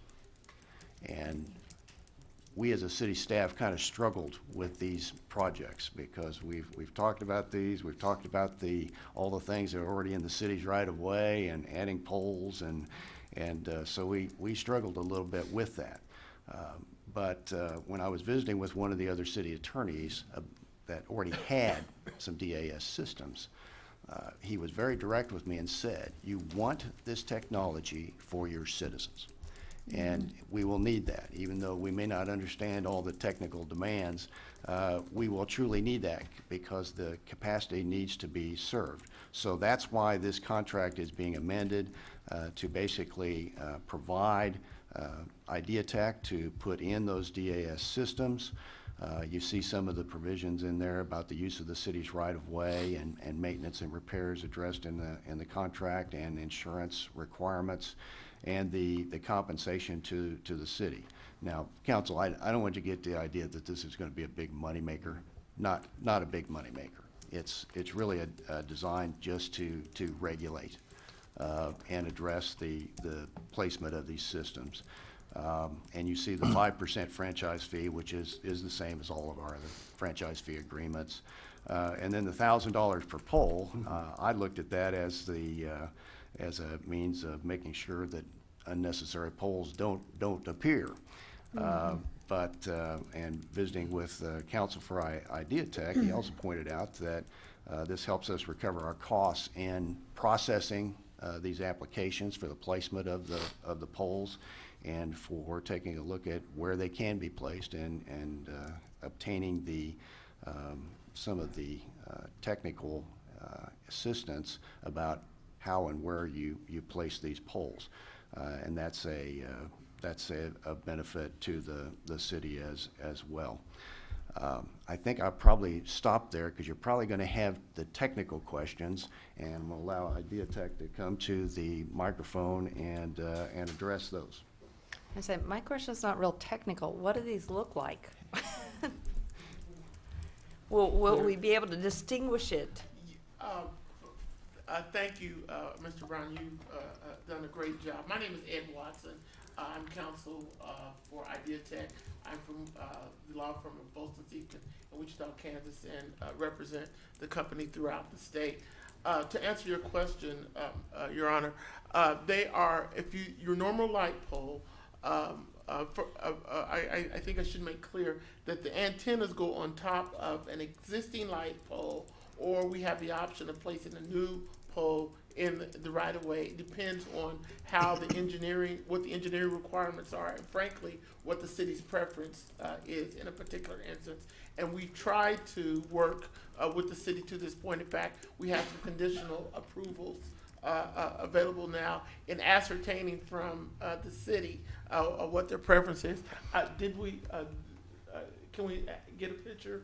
Yeah, we have some media. I don't know if we can plug it in to be able to show you. Okay. I think it's okay. Yeah. Sure. Yeah. We will try not to blow up the. A man will come from behind you if it's not okay. Here he comes. Here he And comes. there he is. I was hoping to get a new system out of you guys. Uh-oh, see.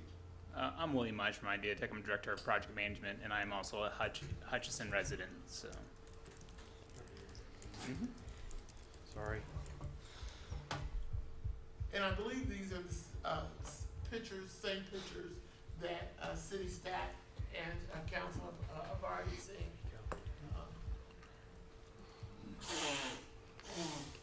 No, F5 that. Let me go bring it on.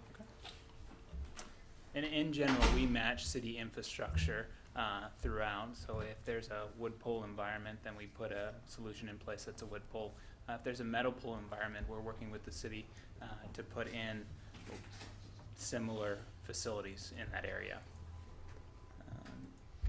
This is an example of one that would be put in that metal pole environment. So as you see, you have the pole, and at the top is the antenna, which you'd have to get the dimensions. But basically, you're talking about a 3-foot. 2-foot antenna with a component attached to it. And the ideal, colloquially, they're called mini towers. They replace what the eyesores that most communities, that the debate is about the macro, maybe 200, 300-foot tower. And they add capacity to the wireless network, in particular, high-traffic areas. To give you an idea on size, most of the utility poles around here are probably 40 to 60 foot in height. These are under that height to kind of give you a size and height. And what are you doing with the color? It says can be made any color to blend. We match infrastructure, so if it's gray poles, light poles are the matching infrastructure for it. So if it's gray, then we put a gray pole in place. Okay. Okay. And how many of these are you expecting to put up? I think our number in Hutchinson is 18. 18? Okay. And where are you putting them up at? I mean, are you starting downtown? Are you starting north, south? Currently, the spectrum is facilitated through us through our partnership of where the deficiency gaps are within the coverage. Right now, they span most along the thoroughfares within the city. So basically, they're a stopgap. I mean, if you've got a hole in your system, you're going to put it there. One of these. It doesn't really matter where it is in the city. Just you're going to just meet those holes. That's right? correct. And to be clear, all of that in terms of location, specific location, there's some flexibility,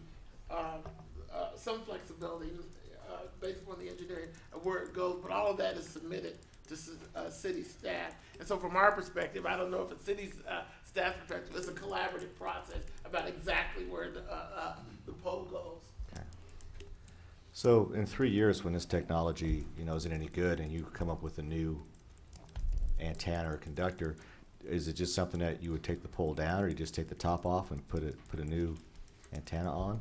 Well, the contract, the franchise what I'm agreement worried says that when the technology becomes obsolete, we stop using it. We have an obligation to remove it. And of course, if we did something that was outside, or wanted to do something that was outside of this franchise agreement, obviously we would have to come back to the city and request permission. Is that correct, Paul? That's correct. Okay. Thank you. Minor question, wood or steel poles?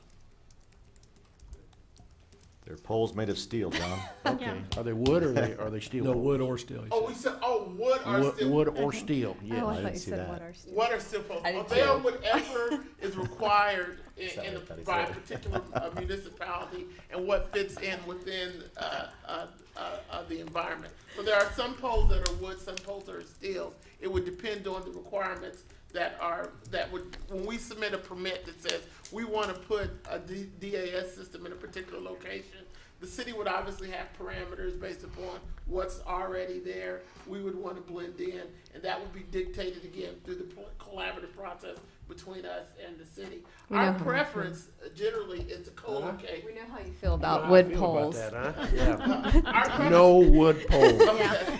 Our preference is to co-locate on existing poles. That's and an so opinion. I'm sure, Your Honor, that if you don't want any wood poles in your neighborhood, that you would convey that to the administration, and that would get conveyed to us. We'll get it conveyed if it were there.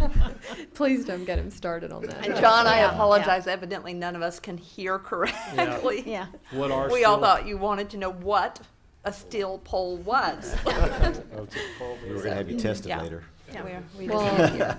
I I'm could glad not you be. all heard what my question was. I could not be more impressed with Idea Tech and everything your company's doing across the state of Kansas, especially in rural areas. And from everything I've read, the things you do for the communities in which you're located and the way you treat your employees. And I'm just super impressed that you're moving into Hutchinson in this way. I know you're already here, but. Well, and I'm not as knowledgeable as Jade on your company. Mm-hmm. So is it only the Idea Tech and this wildflower that utilizes this, or do other cell carriers lease space on your tower? What service level are you providing? Okay, we are providing, in terms of the DAS system, the distributed antenna system, those are our poles, our antennas that we lease to one of our customers in terms of the antenna at this point. The fiber, however, that goes in the ground has capacity to not only service our project, but multiple others. So as we move forward, we will, for our own purposes, for other customers' purposes, lease the fiber that's in the ground, because we'll put a significant amount of fiber. But in terms of the antenna itself, right now, that is a single-use customer. However, the question that is often asked, and this may be what you're asking, if this is not what you're asking, tell me to shut up and I'll understand. We're not there yet this morning. But the however portion is that even though this is our pole that we lease to one customer, one wireless customer that's our customer, because of roaming agreements, the entire system benefits from the increased roaming agreements. The entire system benefits from this increased capacity. And then the caveat, it's like, you remember when we got large screen TVs and in the 80s, and everybody had these big monstrosities, and now we have the flat screens, and now we can put everything on a computer. Technology is obviously like that also. And so while we can only put one customer, on this pole, one antenna on this pole, on a going forward basis, technology is being developed. And so I can't tell you that in 3 years you wouldn't be able to stack 2 or 3 on top of there. But again, we won't obviously go outside of what you approve in this agreement. But the technology will only allow one antenna at this point today. Okay. Okay, but the fiber you're talking about in the ground, you said something about you could lease it to additional, so if a company wanted increased bandwidth, they could lease through you. Right. The fiber that we will put in, Will can address this at a more technical basis. But Yeah, the we don't fiber need to be goes from technical. the pole to the macros. Okay. And then it goes from the pole into what I consider or describe as a ring that goes around the city. And that fiber, I don't know how many strands we're putting in. Yeah, we already have an extensive network throughout the city of Hutch and provide service to the community college here and a number of other commercial clients.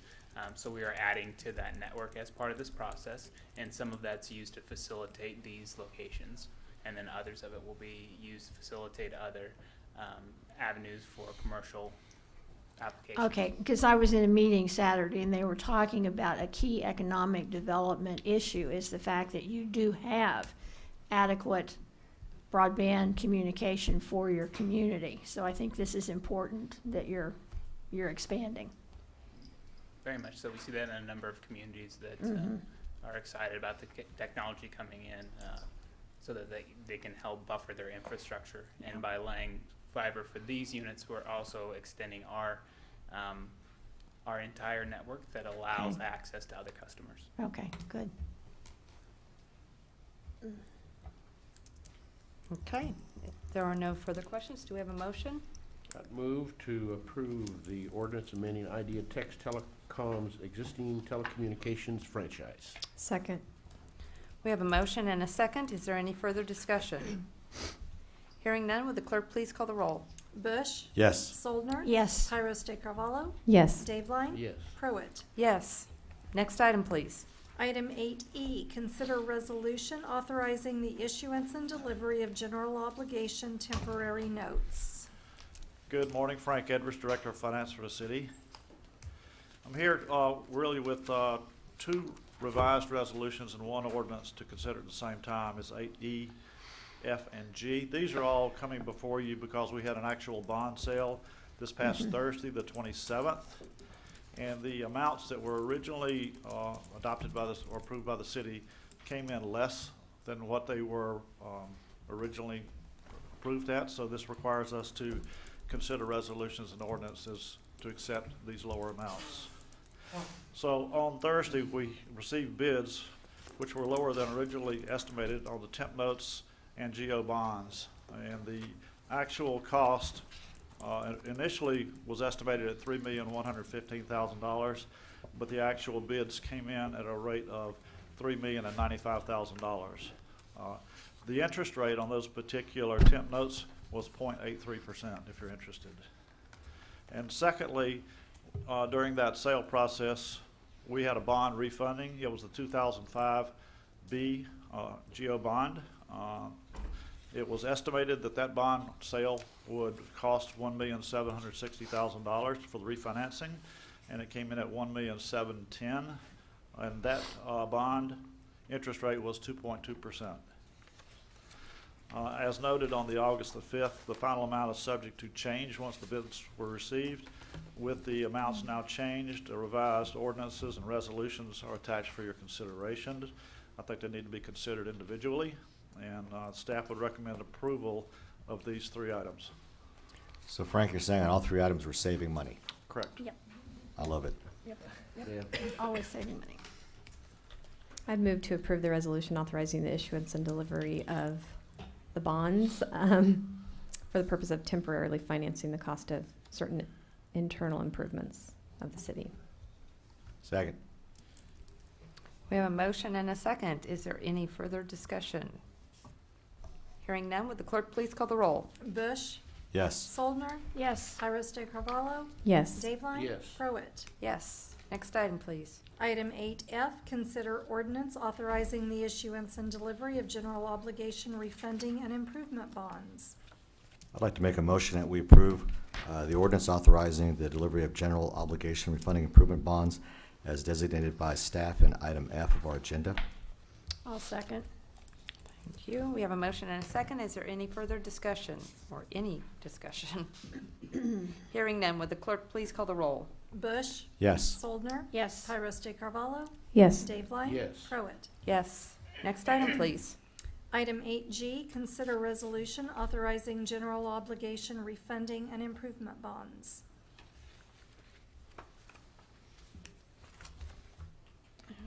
So I would move to approve the resolution authorizing the forms and details as presented by staff in ordinance series 2014-C. Second. We have a motion and a second. Is there any discussion? Hearing none, would the clerk please call the roll? Bush, Yes. Soldner, Yes. Tyros de Carvalho, Yes. Dave Line, Yes. Pruitt. Yes.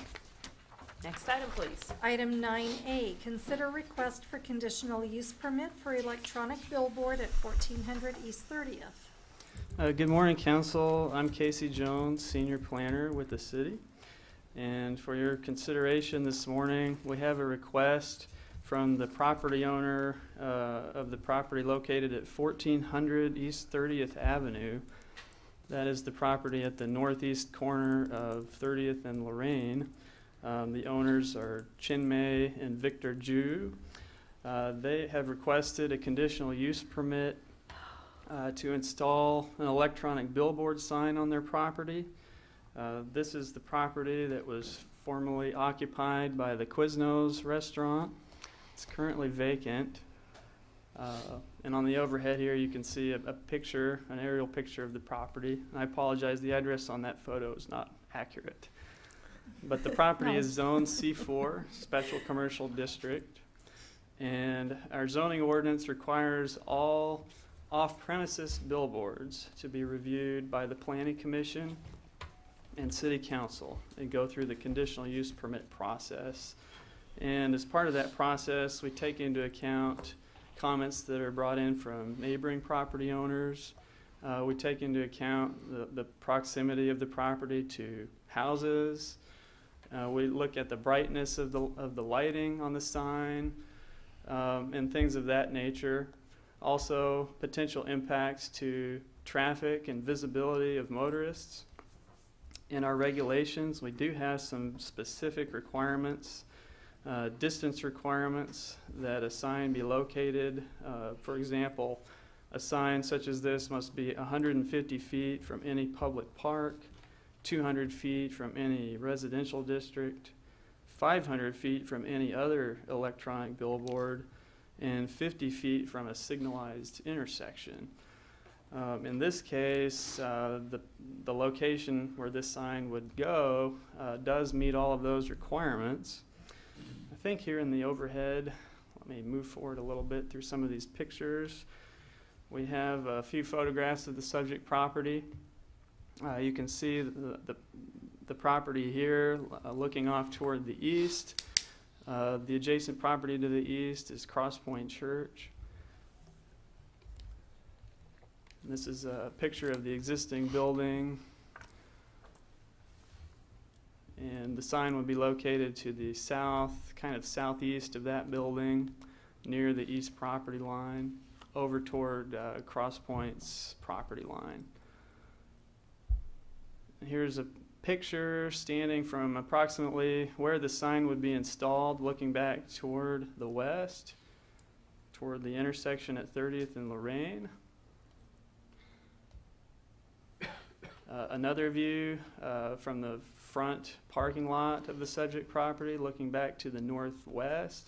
You can see a Quick Shop and a Kmart store in the background.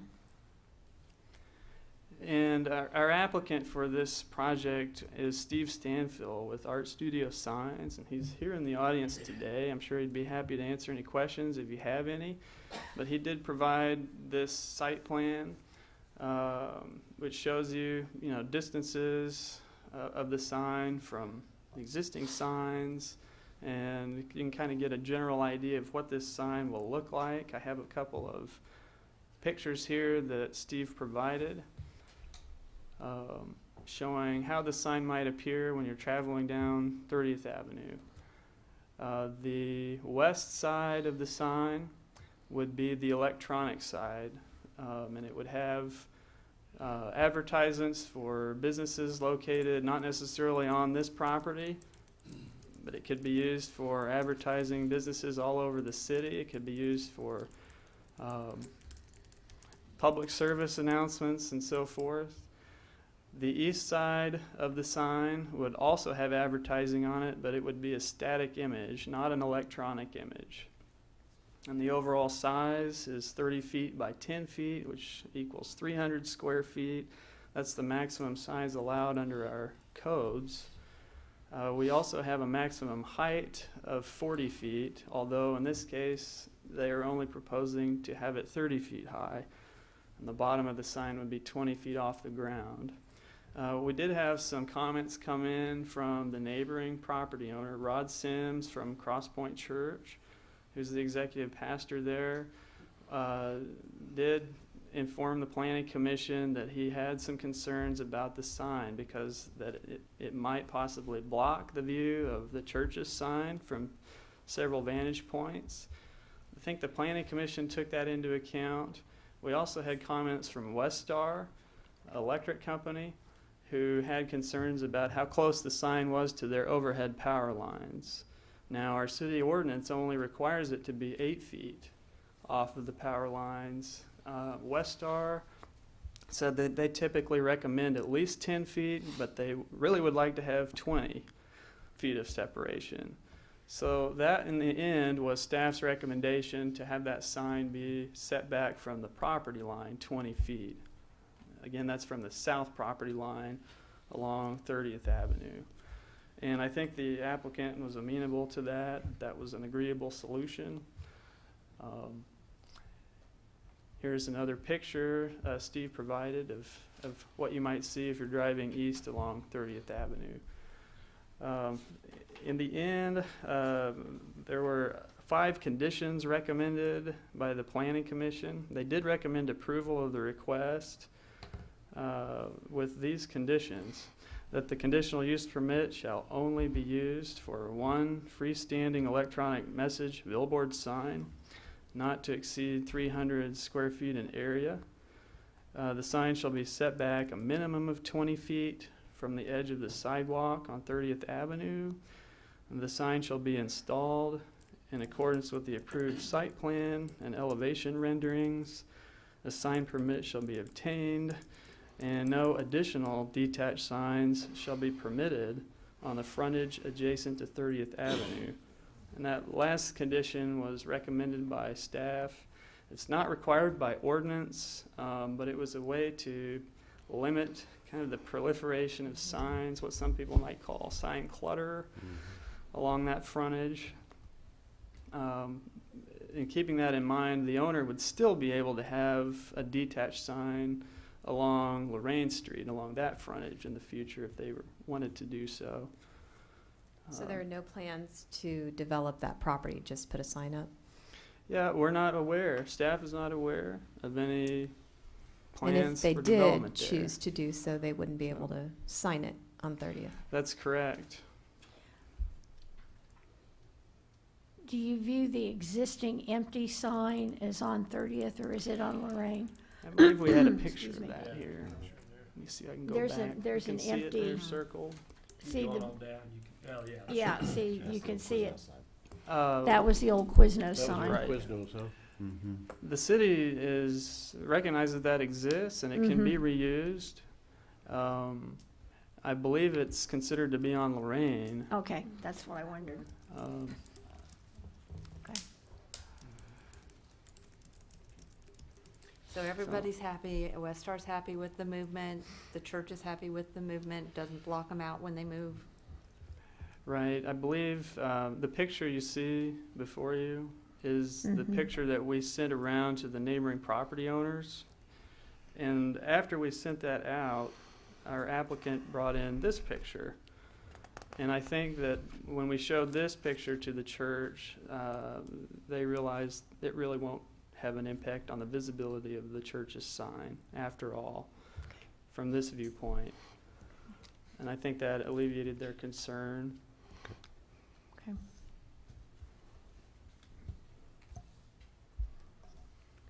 Okay? Does anyone have any further questions for Casey? And if not, do we have a motion? I make a motion, we approve the request for conditional use permit as presented by staff for the 1400 East 30th sign. We have a motion, do we have a second? Second.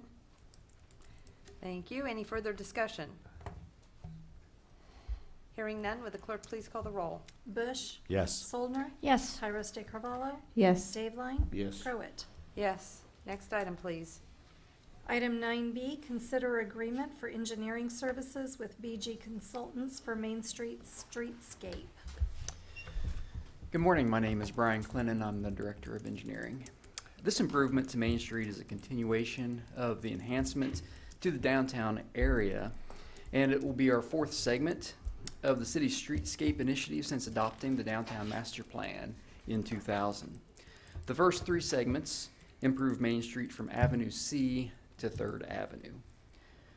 The total streetscape project cost minus waterline improvements is estimated to be about $1.2 million, with the city of Hutchinson responsible for about $434,000. Attached in your packet is an agreement with BG Consultants for the design of the Main Street project from 3rd to 5th for a fee of $111,700.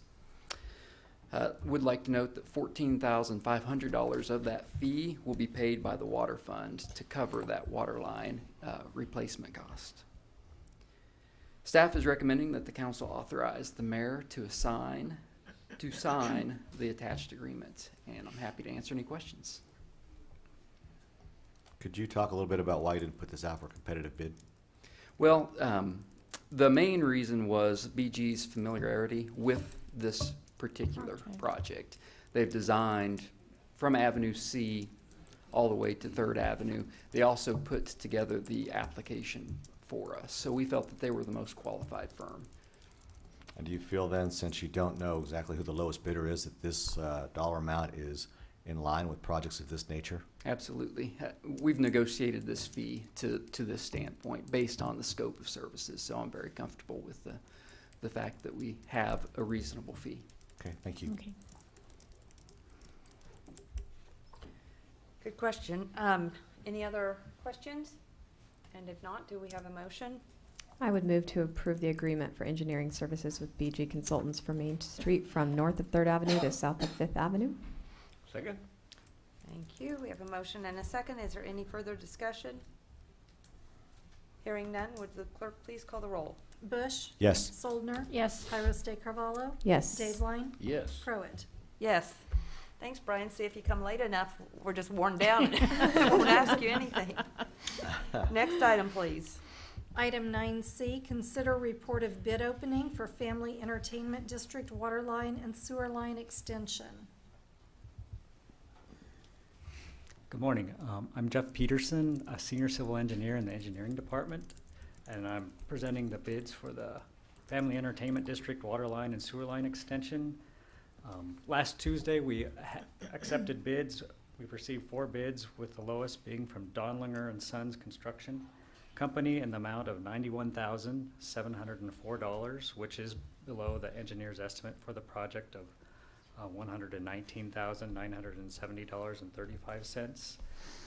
These improvements are included in resolutions from the August 5th meeting, creating benefit districts for both the water and the sewer project for the Family Entertainment District project. So since the bids were in line with the engineer's estimate, we would recommend the approval of Donlinger and Sons Construction Company Incorporated, with subject to compliance with all the legal requirements. Any questions specifically on that, or? Excited to see it going up. I'd move to approve awarding the project to Donlinger and Sons Construction, subject to compliance with all legal requirements. Second. Thank you. We have a motion and a second. Is there any further discussion? Hearing none, would the clerk please call the roll? Bush. Yes. Soldner. Yes. Tyros de Carvalho. Yes. Daveline. Yes. Pruitt. Yes. Next item, please. Item 9D, consider fire truck lease proposal. Frank Edwards, Director of Finance. As approved in the 2014 city budget, the city of Hutchinson has entered into a purchase agreement with Conrad Fire Equipment Company to acquire a demo 1,000-gallon pumper fire truck. This truck replaces one which is in poor condition and currently not operating properly. The adopted budget had $85,000 annually for this lease purchase payment. The actual amount due to favorable interest rates will be $66,275, so we're under budget on that item, and the interest rate is 2%. We are requesting the City Council approve a motion allowing the mayor to sign and execute the lease agreement attached. I will move to approve the municipal lease agreement with First National Bank. Second? We have a motion and a second. Is there any further discussion? Seeing none, would the clerk please call the roll? Bush. Yes. Soldner. Yes. Tyros de Carvalho. Yes. Dave Line. Yes. Prowett. Yes. Next Item- item, please. Item 9E, consider 2014 audit agreement. Well, now that we're through with the 2013 actual audits, last session, we'd like to propose a 2014 audit agreement or engagement letter. Lindbergh, Vogel, Pierce, Ferris Charter has been our auditors for some time, and they, in my opinion, have done a fine job. We have attached the audit agreement proposal for you. It's a 2% increase above last year's rate, and I think from my experience it's a fair rate. So the city is required to have an independent audit each year, and the city needs to consider signing an audit engagement letter. So the fiscal impact is $29,700 in the 2014 budget, and that amount is covered in the 2015 budget, excuse me. Due to receiving services, outstanding services, we are recommending that you do approve the attached engagement letter. And Randy Hoffmeyer is here if you have any questions for the audit firm. Frank, do we normally see any kind of percentage increase in the fee each year, or is this just a once in a while increase? Last year there was no increase. This is the first since I've been Just here. once in a while. Once in a while, yeah. And it's a fairly minor increase. It's just a few $100s. Thank you. Not suggesting this, but do we have a policy that we periodically bid for the audit? I wouldn't call it a policy, John. We don't have a standing policy, although probably 3 years ago, that same question came up. We went out for a request for proposal, received several, and continued on with the same company based on just the experience that they brought to the table. And you know, it's one of those services that it comes up from time to time, and you know, it's difficult to switch, you know, auditing firms every year. There's just a lot of background information that they bring to the table each year. So, but we did do that. I believe it was 3 years ago. Yeah, and there's a significant learning curve when you switch auditors for the new audit firm. Thank you. Are there any further questions, or do we have a motion? I would move to approve the contract for audit services for the year ending December 31, 2014, and authorize the mayor to sign. Second. It's a race. You can take Bob's second. Oh, that's okay, Jane. You take it. We have a motion and a second. Do we have any further discussion? Hearing none, would the clerk please call the roll? Bush. Yes. Soldner. Yes. Tyros de Carvalho. Yes. Dave Line. Yes. Prowett. Yes. Next item? Item 10, report of city officials. All right, I already can't remember what we did last time. We'll start with you, Nancy. I have nothing. All right, Bob?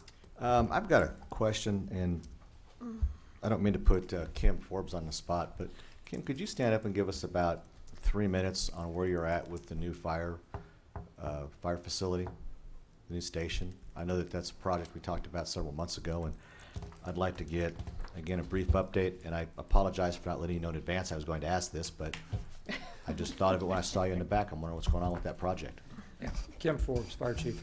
We've made contact with city engineering, obtaining a map, and then we use an ISO plan trying to locate a fire station so that they're 3 miles apart. If you have two stations, you meet in the middle of a mile and a half. So by doing an overhead projection, then we can establish the best locations for response times, and that 3 mile distance between stations. We should meet a standard of 4 to 6 minutes for the first engine company to arrive on scene. So the deputy chief and myself have met several times to look at that map, as well as other staff members. We've solicited input from members of the fire department. We're also looking at statistical information to show run areas, time frames, the type of response, and the hazard associated with the community. So some areas, if you have a higher hazard, higher use area, even though a station you know, to get the overall coverage of the community, you may think, you know, it needs to be a quarter of a mile, half a mile outside that area. But if you have a large use area or so, then maybe it makes more sense to have the station closer to those areas. So that's in the initial phases of that.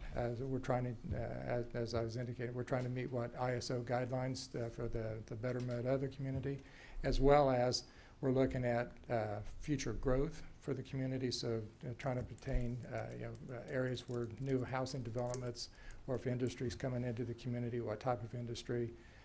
We'll take counts of transportation, number of trains and trucks, and hazards associated with hazardous material to see if that's changed over the years. We do that.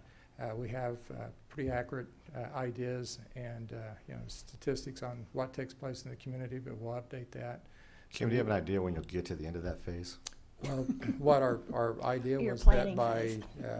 December that we'd have the plan to you. Okay. Yeah, hopefully And we'd you be think able you're to do online that. for that? Pardon me? You think you're online for that? I think so, yes. Okay. Yeah. And then just a quick follow-up, with all the bad weather we've had in the rains, how are the fire stations holding up that we viewed earlier this year? We haven't had major problems with them as far as additional leaks. We've done the temporary repairs with those, and so that's working. So, So I think there's with that in mind, as we're looking at, our prediction would be that we'd use those two stations for replacement first in that phase-in process. So, we won't ignore what the engineering people has told us, and kind of a time frame. We know we're up against a wall with that. So, Sure. Okay. Well, Okay. thank you very much. okay. That's all I have. Okay. Jay, do you have anything this I morning? do not. Thank you. All right. John? Nothing. All right, and I really don't have anything, but on the heels of Bob's request for an update, I might ask if John, in 30 seconds or less, could give us an update just on the requests that have been made by council about doing an efficiency study. Just Sure.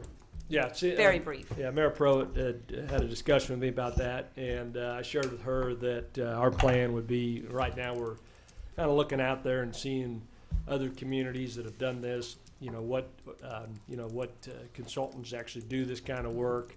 And there's a lot to look at there, and I think the appropriate thing would be for the council to have a study session sometime in October, November, whenever, so we can share with you what's out there, but more importantly, get a little better idea of directly what you're looking at. I mean, there's consultants that do efficiency studies that'll come in and tell you, you need, here's a different way of processing building permits.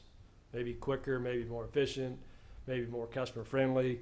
But at the end of the day, it's not a money saver if that's what you're looking for. And so there's a lot of stuff out there, and so we're trying to kind of hone in on some consultants, not necessarily consultants because I don't want to engage anybody obviously yet, but communities that have done things like this, we can give you an idea of what that is and see if that's something that you want to pursue. So.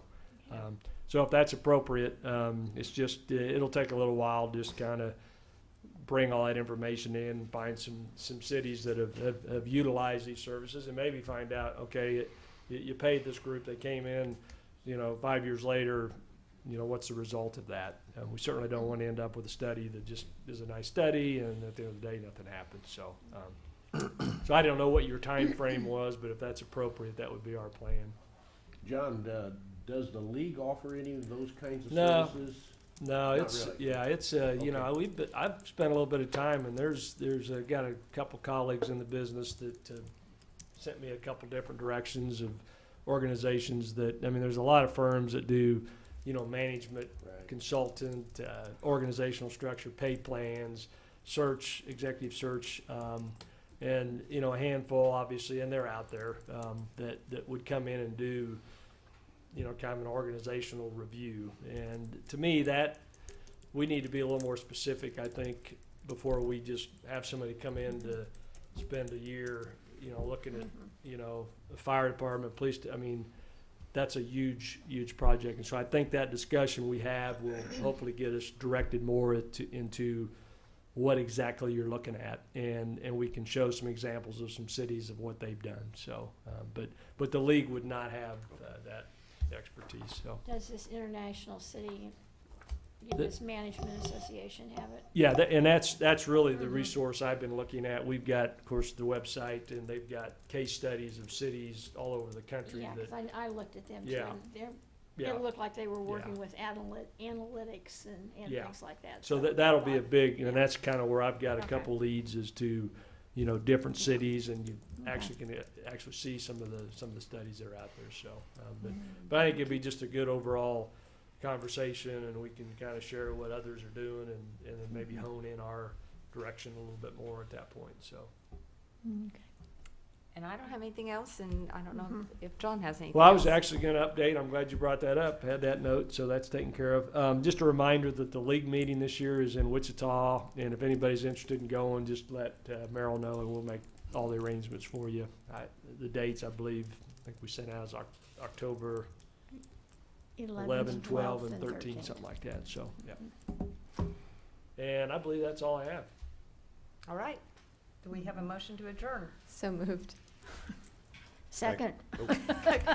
We're all going to Second, go. Anybody?